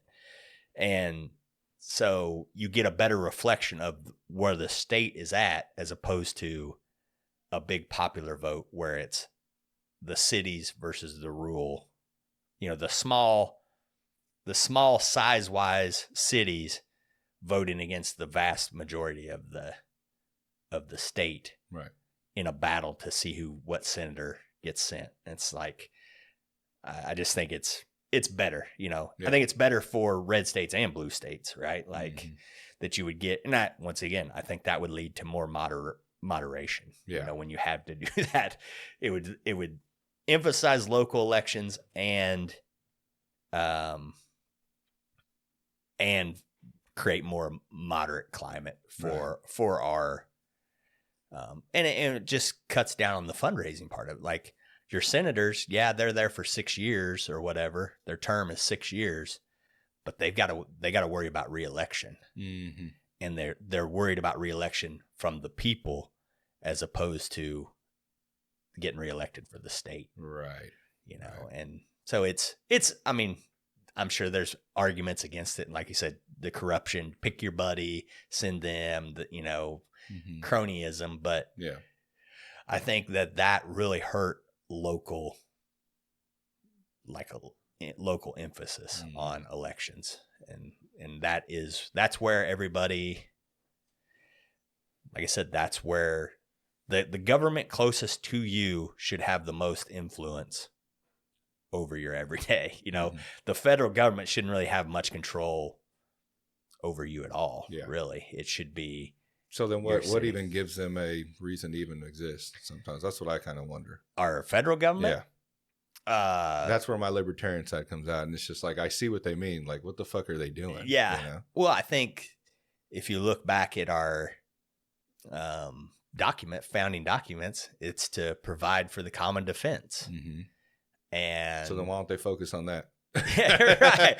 You know what I mean? Yeah. These positions that are that high up always kind of remind me of like a boss who's bored and they're trying to validate their position. Yeah. So they're just like, what can we start up this year? Right. Or what can we do? Like, we got to make sure that we're validating our job here. Like, what's the next hot thing? Let's hit that. Have you ever you know the movie Office Space, right? So I love that movie. It's one of my favorite movies, but there's a libertarian meme where it's the two Bobs or whatever, and they're meeting with the old guy with the glasses, and they're like TPS reports. but it's where he goes, and it's a meme, and it goes, so the government actually builds the roads, and he's like, no, private companies do that, and they're like, so the government pays for the roads? No, the taxpayers do that. Well, why can't the taxpayers just pay the private company?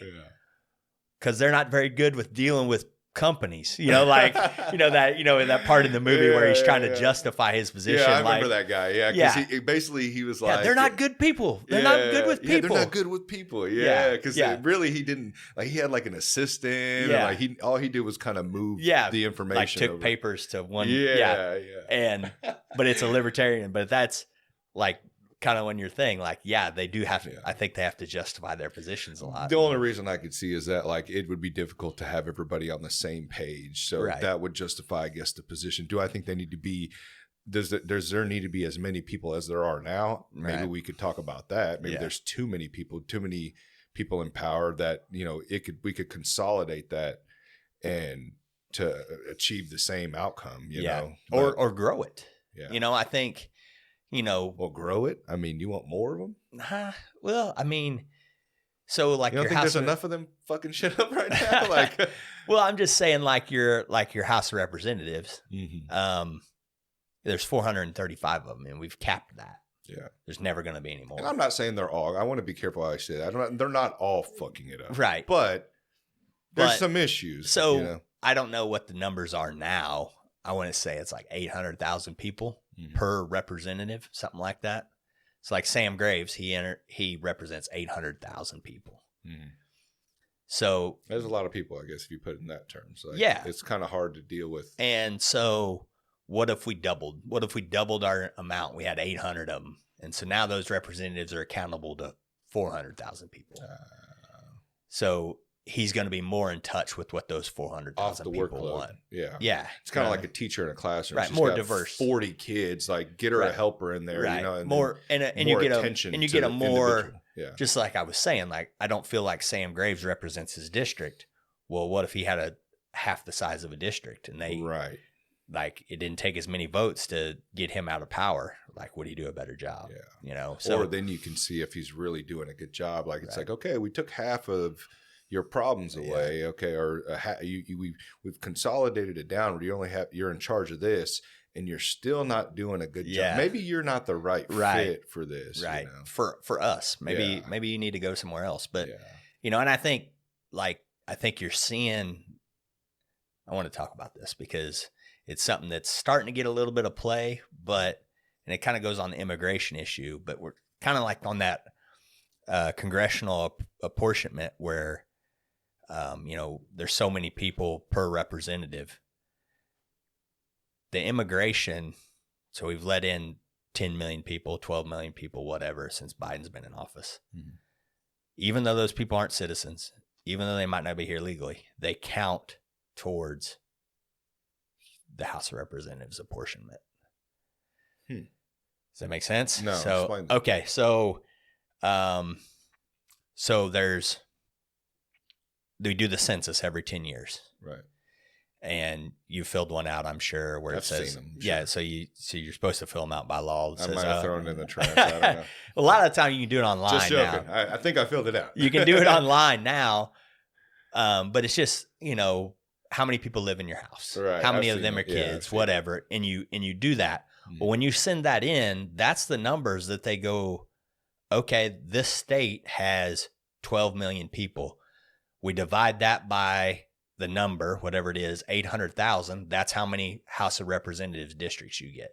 Okay. That makes sense? Yeah. So Missouri has like eight yeah. congressmen that go to D.C. in the House of Representatives. That also represents the electoral vote. So it's your number of representatives plus your 2 senators. That's how many electoral votes your state gets. Well, illegal immigrants fill out that census. They get counted towards that number. So like that's the theme now is that people think that Biden's letting all these people in there so they can get more House seats. And the number's capped. So it's at 435 right now. Is that right? 430. I think it's 435 is the number of number of representatives. Well, if you send a whole bunch of immigrants to Chicago, that's a blue area, a blue state. You send a bunch of them to California, that's a blue area, that's a blue state. New York, blue area, blue state. What that does is that's going to dilute that number. And so those states are going to get more electoral votes and they're going to get more representatives in the House, even though those people might not even be voting, but they count. And so then you get people getting power. I think the estimates, like Democrats right now, they think they get like 18 more seats that they shouldn't get. So they're saying that they want to help these people, but there's also another reason why they're doing it as well. I think if they ever got a law passed that said only American citizens can fill out that census, can be counted. They can fill it out. Like, I'm cool with them filling out because we got to know how many people are here. Right. And it can play towards funding or like federal funding or that type stuff or education funding. Like, I think it's important to count those people, but only American citizens can count towards representation in D.C. Gotcha. I think if you passed a law that said that, the Democrats would be like, get them out. Really? I think it'd be that quick because at that point, that's dirty. It's dirty. That's real dirty. But I think at that point they become a burden, and they lose their usefulness for power. Like, I think that they get those 17 extra seats. Right. Like, you think about it right now, the Republicans have a very slim margin in the House. If they had 18 more seats, those seats flipped. Well, then now the Republicans can start doing some stuff. Yeah. You know, and I think if you cut that out, I think the Democrat politicians anyway would be like, this is, which you're starting to see how big of a problem it is in Chicago, in New York City, that the people there aren't liking it.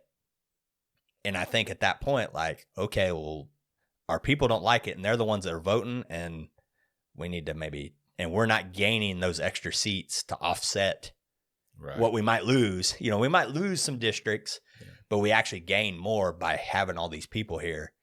I think if that got offset, they'd be back to Bernie Sanders and going, no, they're driving up or driving down labor costs. And and that's the thing too, is that people don't see all the other issues that are involved with illegal immigration as well. Right. I'm all for helping people, man. Like, I don't want to see those people suffer in their countries. I want them to be able to have opportunities as well, but what's realistic? Yeah. And I don't want to see them suffer getting here. Like, that's a big thing. That too. Yeah. A lot of people don't see the stuff that women being raped. I mean, all sorts of stuff. Dude. I don't know. There's some reporters that were covering the border and they have bags and bags of those bracelets that the people wear. They're tracking numbers. They got different colors for different people going different places. Mm-hmm. It's all through the cartel, and they get to the border and they cut those bracelets off and they leave them. And and they're cartel. It's just, they're like ear tags for cattle. They're bracelets. Yeah. Look that stuff up. Dude. But you have all that. Like, I don't want those people suffering. Like, and I'm okay with asylum. Like, I think asylum is a good thing, but it's definitely getting abused right now, where you got people coming from Venezuela and claiming asylum. And it's like, dude, you went through like 10 countries to get here. Or they're talking about even terrorists coming through. Yeah. Like, people like, I don't know if they're from the Middle East or not, but I mean, just there are bad people that are coming through the border that could cause an issue. Now we can have the discussion of, crimes committed from illegal immigrants compared to American citizens. Right. You're probably more likely to die by an American citizen. Right. I get that. But still, I mean, let's not ignore the factor that it's a possibility. Yeah. Yeah. And like I said, I'm okay with people that want to come here and are coming here for the right reasons, but it's like, dude, we got to process, like, let's follow that, and then we're cool. And I think that's what would help, though, is that if we kind of looked at the process and seeing, okay, everybody's coming over here, trying to come over here illegally. Is there something wrong with our process? Right. Can we make it a little easier, a little obtainable, or is this the way? I mean, we can't just say this is the way it has to be. Is there a way we can structure this to where everybody has the opportunity, or more people have opportunity, or whatever? You know? And I, there's a balance. Like, there's a responsibility to the citizens, right? Like, that's what gets me, is like, your responsibility is to me. Like you answer to me, and yet you're not. You're trying to cater to all these people that are from here, and that you don't answer to. Yeah. Like, they don't vote, or they're not supposed to. They don't vote. You're not supposed to represent them. Like, you're supposed to represent me and keep my interests. So when they come in and they drive my wages down, well, then, like, that you're supposed to protect that. Yeah. You know what I mean? And so I think there's a disconnect there for a lot of people. But and like I said, I think most people are for asylum. Like, do you remember or legal immigration? Yeah, or legal immigration in the process, and trying to fill shortages. If we need doctors, well, let's bring some doctors in from India or Japan, or let's bring in some doctors from other places, like construction, or blue collar, but bring them in, but bring them in the right way, so companies aren't taking advantage of their low wages, right? Yeah, and then and then helping people that need an escape, like Cuba. Like, if somebody flees from Cuba and gets here, I'm like, yeah, come on in. Like, Cuba sucks. Like, it's a communist place. Like, well, I think a lot of these people right now that are like at the border, they're running from places that are bad. Venezuela, like Central America. But at the same time, it's like, the asylum is not meant for you to go to the best place. It's for you to leave the worst place. Right. You know what I mean? Like, you're just trying to get to somewhere safe. Yeah. Like, Mexico should be safe. Like, if you can get to Mexico, then Mexico should take care of you. Something's happening in Mexico, man, because I don't think these people want to come over just because they're like, oh, it's a little better over there. I think it's actually to the point where they're like, fuck, man, I'm never going to fucking make it over here. I got to go over there. And that's where they're economic migrants. And I think their country's government need to step the fuck up and help their people out, man. Start listening. And I think that's what's going on, because if they're running a successful country, people wouldn't be fleeing to our country. Right. Yeah. So, I mean, that's part of it. But at the same time, we're the only, it's a great thing and it's a fault, but like, we're the only country that just lets anybody come in. You know what I mean? Like, right. I wouldn't be able to go to any European country and go, hey, I'm here. Yeah. Let me do all the things. Mm-hmm. And it's like, no, they'd be like, no, we might let you stay, but you're definitely not doing all the things. Yeah. You know? And that's one thing I battle. And you better not cause any trouble. If you cause any trouble, then you're out. You're it's out. like, we don't do that here either. And it's like, yeah, that's the thing. I know it actually takes a lot. I mean, I know they do deport, you know, illegal immigrants, you know, but I think it does take a lot. You know, you got to commit, you know, some crimes in order to, you know, actually for them to focus on you and get them out. Because I've known people to where, you know, little stuff like traffic stops and stuff like that, they kind of ignore, or, you know, whatever. I don't know what level they finally send them back. But my thing is with the immigration thing, man, I'm just so back and forth on it, man. You know, having the libertarian mindset that I do, you know, I mean, I've had points where, you know, I was total anarchy, just like ready for it to restart, you know, and so I battle with it though, because as I've gotten older, I'm trying to be more like trying to stop being emotionally based, like I accuse others of, because I notice I do it as well. Right. So I'm trying to see like, oh, okay, if you open up borders, just fucking let the world play out the way it's supposed to play out. It's like I kind of see that side as well, but I also see the repercussions, you know, the pros and cons, you know, I see both sides. So it's hard for me to determine what to do. And it's you can't have it both ways kind of thing. Like, okay, the libertarian mindset, I shouldn't even say that, because like you said, it's divided. It's divided. Yeah. But the open border libertarian mindset, like, okay, I would be okay with doing that, but we can't have a welfare state. No, yeah. Like that we need to get rid of that regardless. That needs to go. I think. But the problem is that we're to a point now where that's going to be hard. That's going to be a hard thing to unwind. Yeah, because it's so it's like if we fucking there's going to be some chaos for a little bit. You know? Yeah, it's going to be economic. But what's chaos. It doing now? Is it helping right now? I'm all for help. Listen to me. I'm all for helping people. Man. I know. We all are. Mind.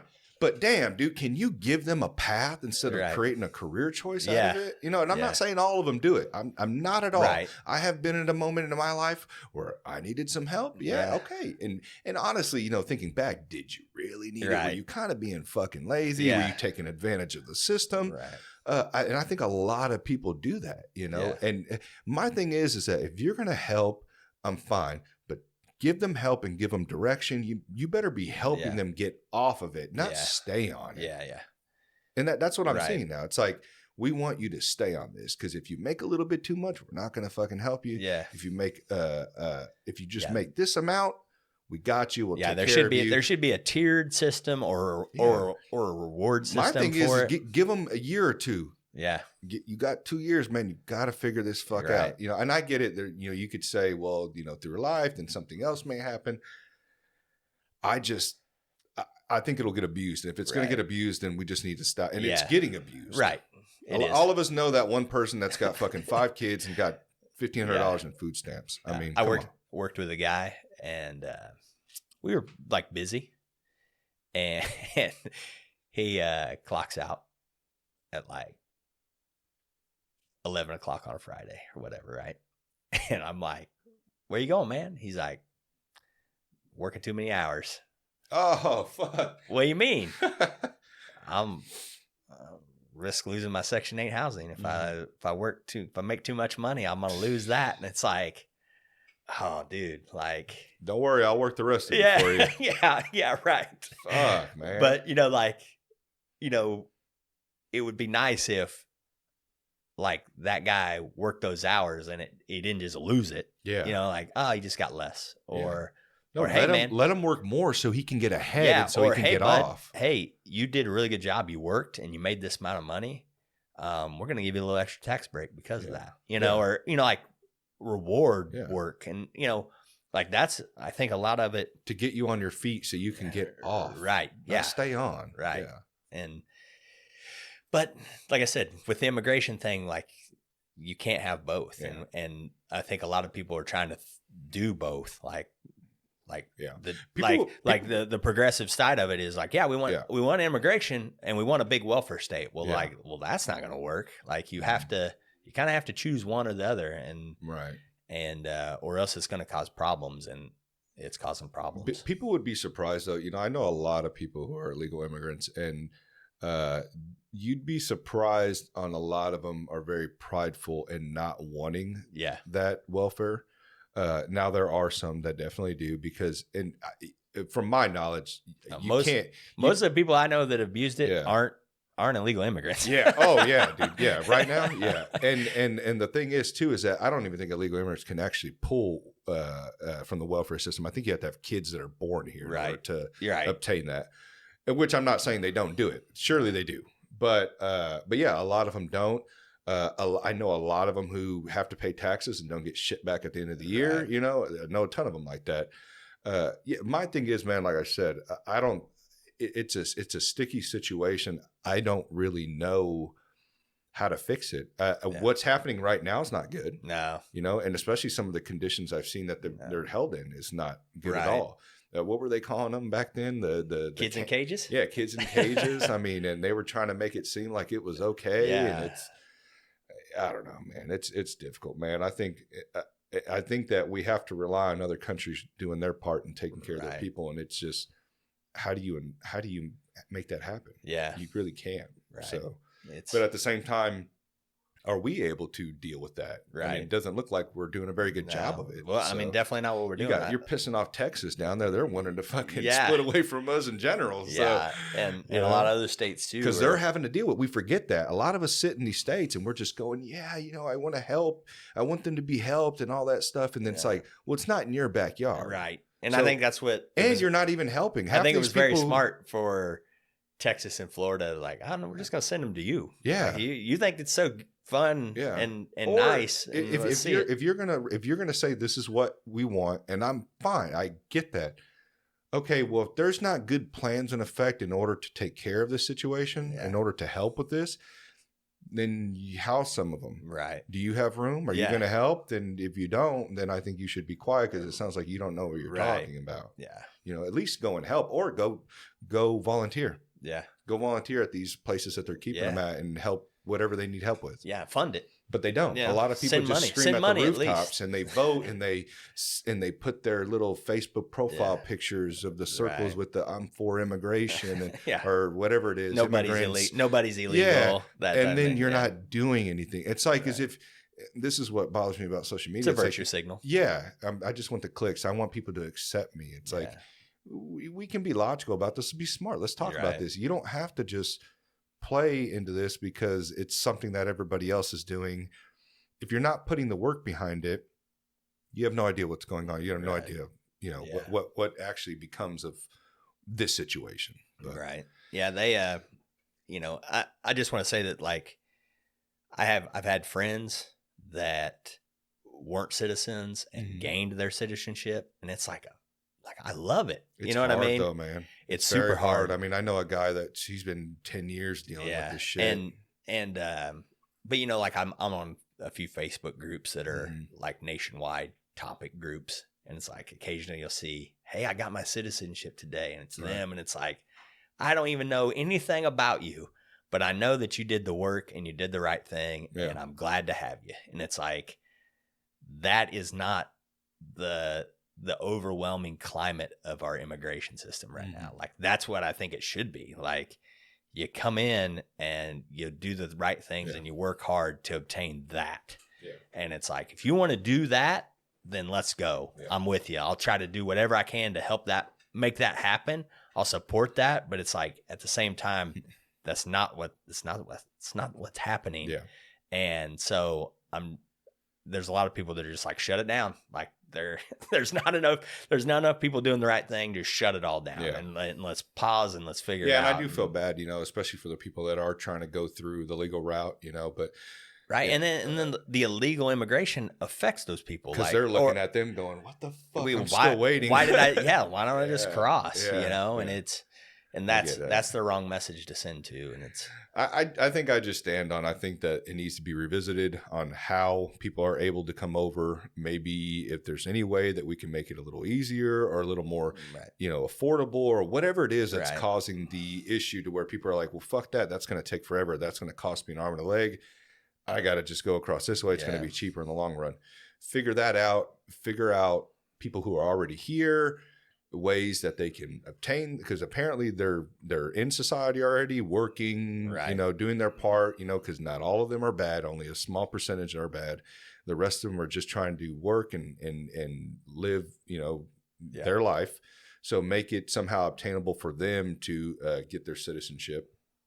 And let's go from there, man. I mean, other than that, I don't really know what else we can do on that, but I don't know. It's kind of it's a difficult situation. It's a hard thing to find moderation on. Yeah. It's because it's got out of whack so far that a moderate approach seems unattainable. It almost, we've gotten to the point where it seems like it's all or nothing. Like we have to either shut it all the way off or let the spigot run full blast. And it's like it's very hard to try to find that middle ground on that issue, because it's become so, like I said, moderation seems unattainable on that issue. So, and let's kind of look at it, and let's leave, because I know, I come from a mixed background. My dad's Mexican, my mom's white, and I understand when you see, I don't, because I look like everyone says, oh, you look white, but which just cracks me up. Anybody ever white Canelo Alvarez? White presenting. That's what you are. That's what I know. It baffles my mind, because if you go to Mexico, there's different shades of people. But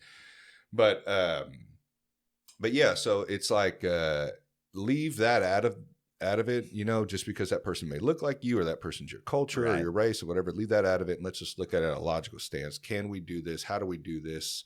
Let's talk. Right. That's it. Or let's fucking trade some motherfuckers out, man. Like you said, we got some lazy fucking people here. Let's fucking send some out. Let's bring some good ones in, man. I mean, I don't know. I don't know what to fucking do, because like you said, there's already people fucking here, American citizens, that are lazy as fuck and don't want to do shit, man. And so I don't know, man. But Blake, I appreciate you coming on, man. I wish we could thanks for having me. Yeah, I wish we could do another 4 hours, and I'm gonna have to have you on again, man. We didn't even get to talk about fucking jiu-jitsu. Really. Yeah. We started off, but now we didn't really talk about politics, man. They fucking they'll take over you, man. They definitely time will fly. But you got anything coming up that you want to talk about? I see you guys got like a ruck and roll. We've got the ruck and roll on Memorial Day, and how far is that out? Because this episode may be the end of May, I think. Right. End of May. Yeah. We have that. I think we have May 27th. I think we're having. Are you having it that weekend or actually on Memorial Day? It's on Monday, on Memorial Day. And then I think we have a seminar with Mike Fowler. Okay. I think that's May 19th or something like that. We got a kind of a busy little go here. Yeah. Things going on at the gym, but that the ruck and roll is the big one. Like it goes to a good cause. It's good for the jiu-jitsu community. I think we're kind of teaming up with Helion. Yeah. To kind of put that together. And Joe Wirtz, he does the We Defy. I know he's been talking with you guys. Yeah, that's stuff. Like I said, we've done We're a We Defy gym, and so you guys are too. And so I don't think there's any reason, like, it's all going to the good cause. And like I really hope we can kind of continue to team up and kind of trade that off, where Memorial Day and Veterans Day, and kind of those are kind of the two big days, kind of make those, trade those off and bring the jiu-jitsu community together for a good cause. And for help sure, some man. Good people out. And the beauty about jiu-jitsu too, man, is I think kind of like our conversation today. I'm sure me and you have differences in opinions, and we were able to talk. Right. It's not like me and you see each other all the time. I haven't seen you in a while, and we're still able to sit here and discuss things and respect each other. You know? And I feel like in gyms, I'm not saying everybody is like that. There's people that aren't, but a lot of the community is very accepting and very cool, and just like, okay, like we're all here just to accept others how they are, and do this hobby that we all love, and it's just beneficial all around, man. It's really changed my life. I'm sure it's changed yours as well. So, but yeah, man, 10 Planet, check them out. no one knows that you guys are here half the time, so I gotta fucking put that out there. You guys are up in Platte City, yeah, just a little bit away from the airport. Yeah, so yeah, definitely, man. Especially nogi. Yeah, nogi for life. Yeah, man. I love nogi. Yeah, that's the thing. Like, I'm probably gonna cause an outrage, but I just got my black belt in November. Never put on a gi jacket, so shit. I'm one of those dirty. I've kind of learned to enjoy the gi. I'm a nogi at heart, just because I started out with you guys, so I'm a nogi at heart. But I've enjoyed the gi. Yeah, I have. It's pretty neat. You know, all the grips. There's chokes. benefits. There's definitely benefits to the gi. I've never done gi, but I can see when I roll with somebody who has, there's certain traits that guys develop in the gi faster than no gi guys develop. And I know Jeremy was mentioning like posture being one of them. Yeah, that kind of thing. Yeah.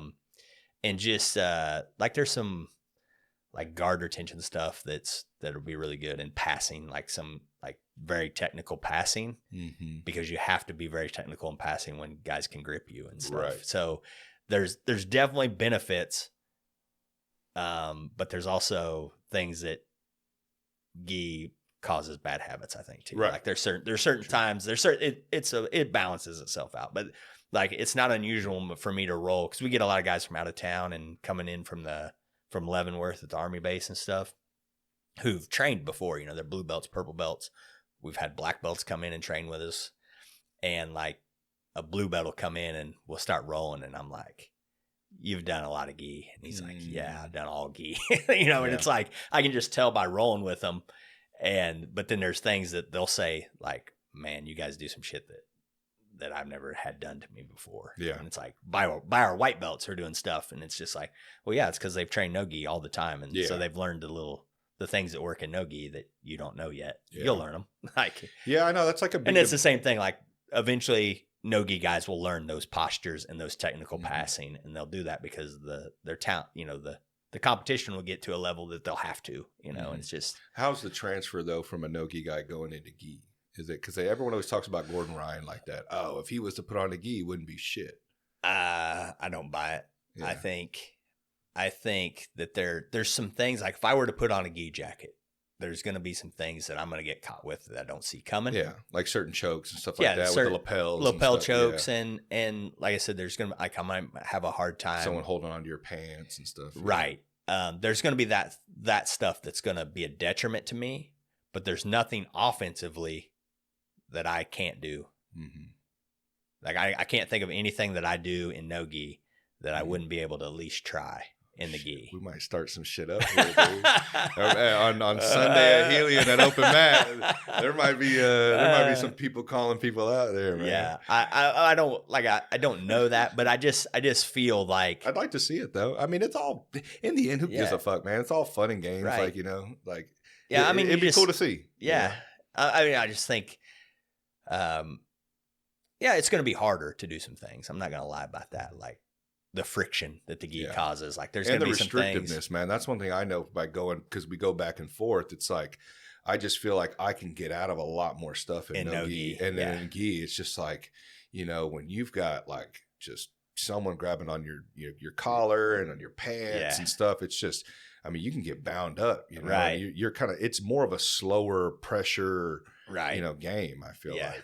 But, and then in no-gi, I just feel like I can slip out a lot of things, just because they're not able, you have to rely on certain grips and, body locks and stuff, to try to hold that, control that person. And, I don't know. But I mean, I've learned to like both now. Yeah. So like I said, I've never done gi, so I don't even know how I'd like it, but it's just never. Which a lot of people don't know, 10th Planet. I mean, you guys come from Jean-Jacques Machado. So, we could like Bravo, Eddie wore the gi, probably still does wear the gi here when he goes to Jean-Jacques. I'm sure he wears the gi. Because he black belt in gi, right? And then he's black belt through Jean-Jacques. Yeah. And so he's had to train in the gi. He knows the gi, and it's I think that's a misnomer. Yeah. Now, granted, his system, the 10th Planet guys, like.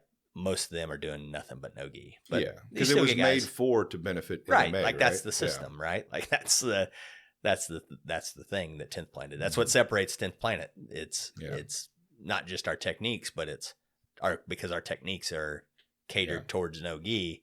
So why won't we just do no gi? Yeah. So yeah.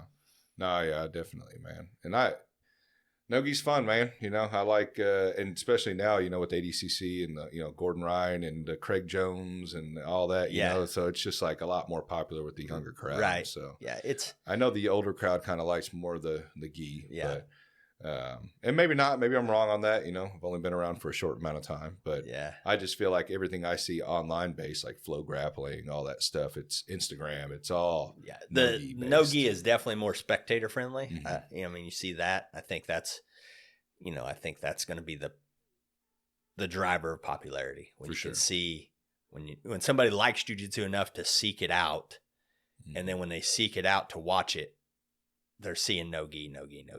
They're going to be like, all right, well, I want to be like those guys, and they do no gi. So it's, whereas and I think that's why the entertainment's there too. The little B team versus new wave, and beef, it's just faster, Yeah.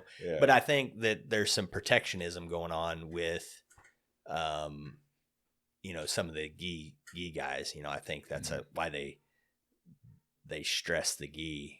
And like I said, there's definite benefits to the gi, but I think you see a lot of gi schools discount some of the no gi competition stuff, and that's why they, IBJJF is still a thing, is because they have the gi market, and so all the gi schools force their that's what they push, and it's like.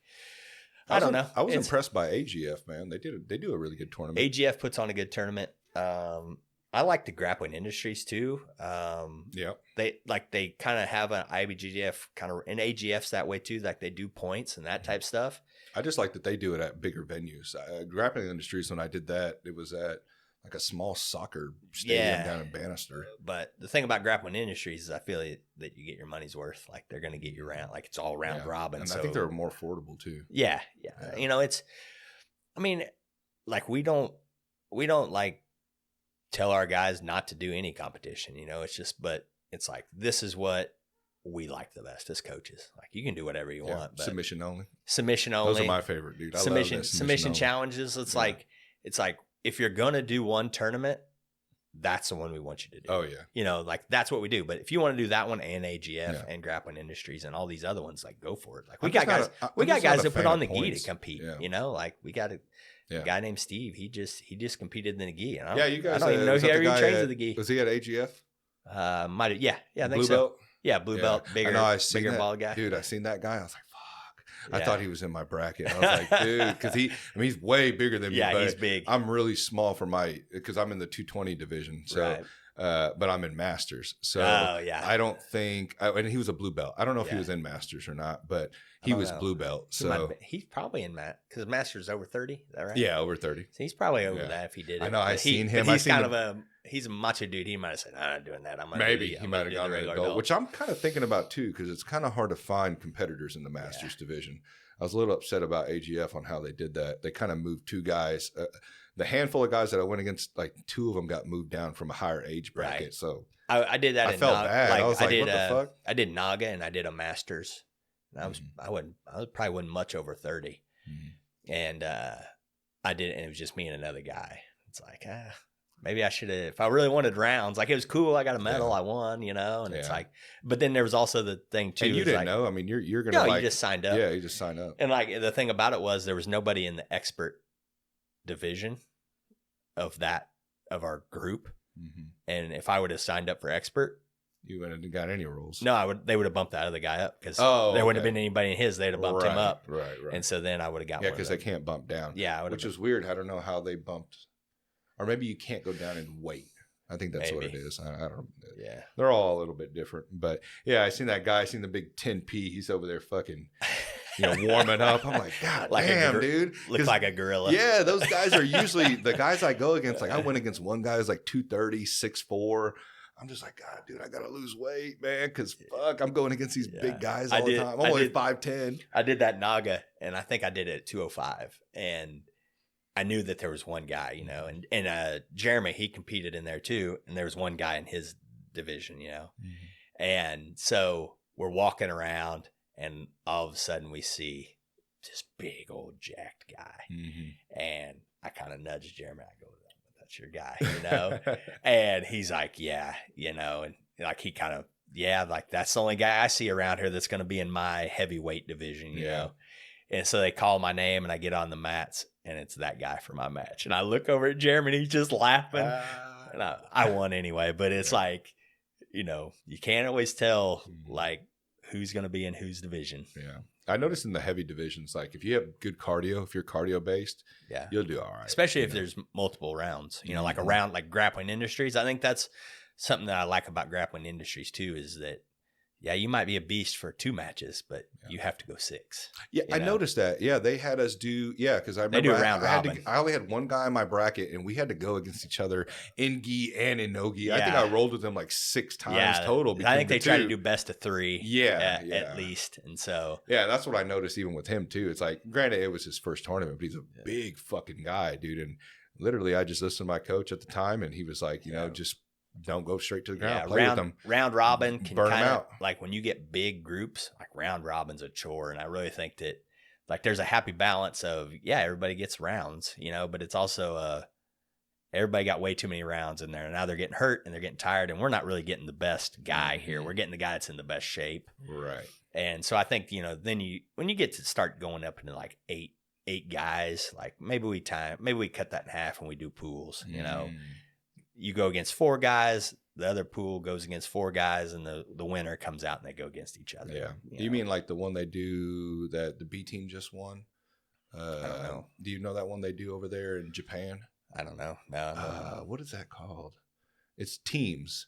Yeah. So like if you beat that guy, then the next guy comes out. And that's like a quintet. That's what it is. This is not what I'm talking about. Okay. Like I love quintet. Dude, like I think awesome. Quintet's the best thing to watch. I love the strategy too behind it. Like to where like, just hold out. Just like, and then you get some of those freak show like old UFC 1 mismatches where, you know, like Gio when he beat that big heavyweight guy and he tapped him out. Like I don't know if I've seen that. Yeah, Gio. You know, Gio was like 135 or whatever, and this. I can't remember what that guy's name was.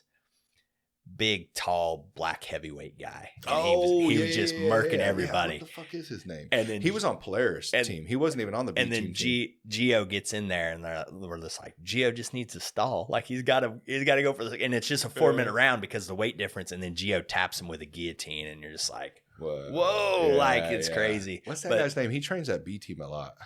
I can't remember what his name was. I can't think of his name, but like I love quintet as a spectator.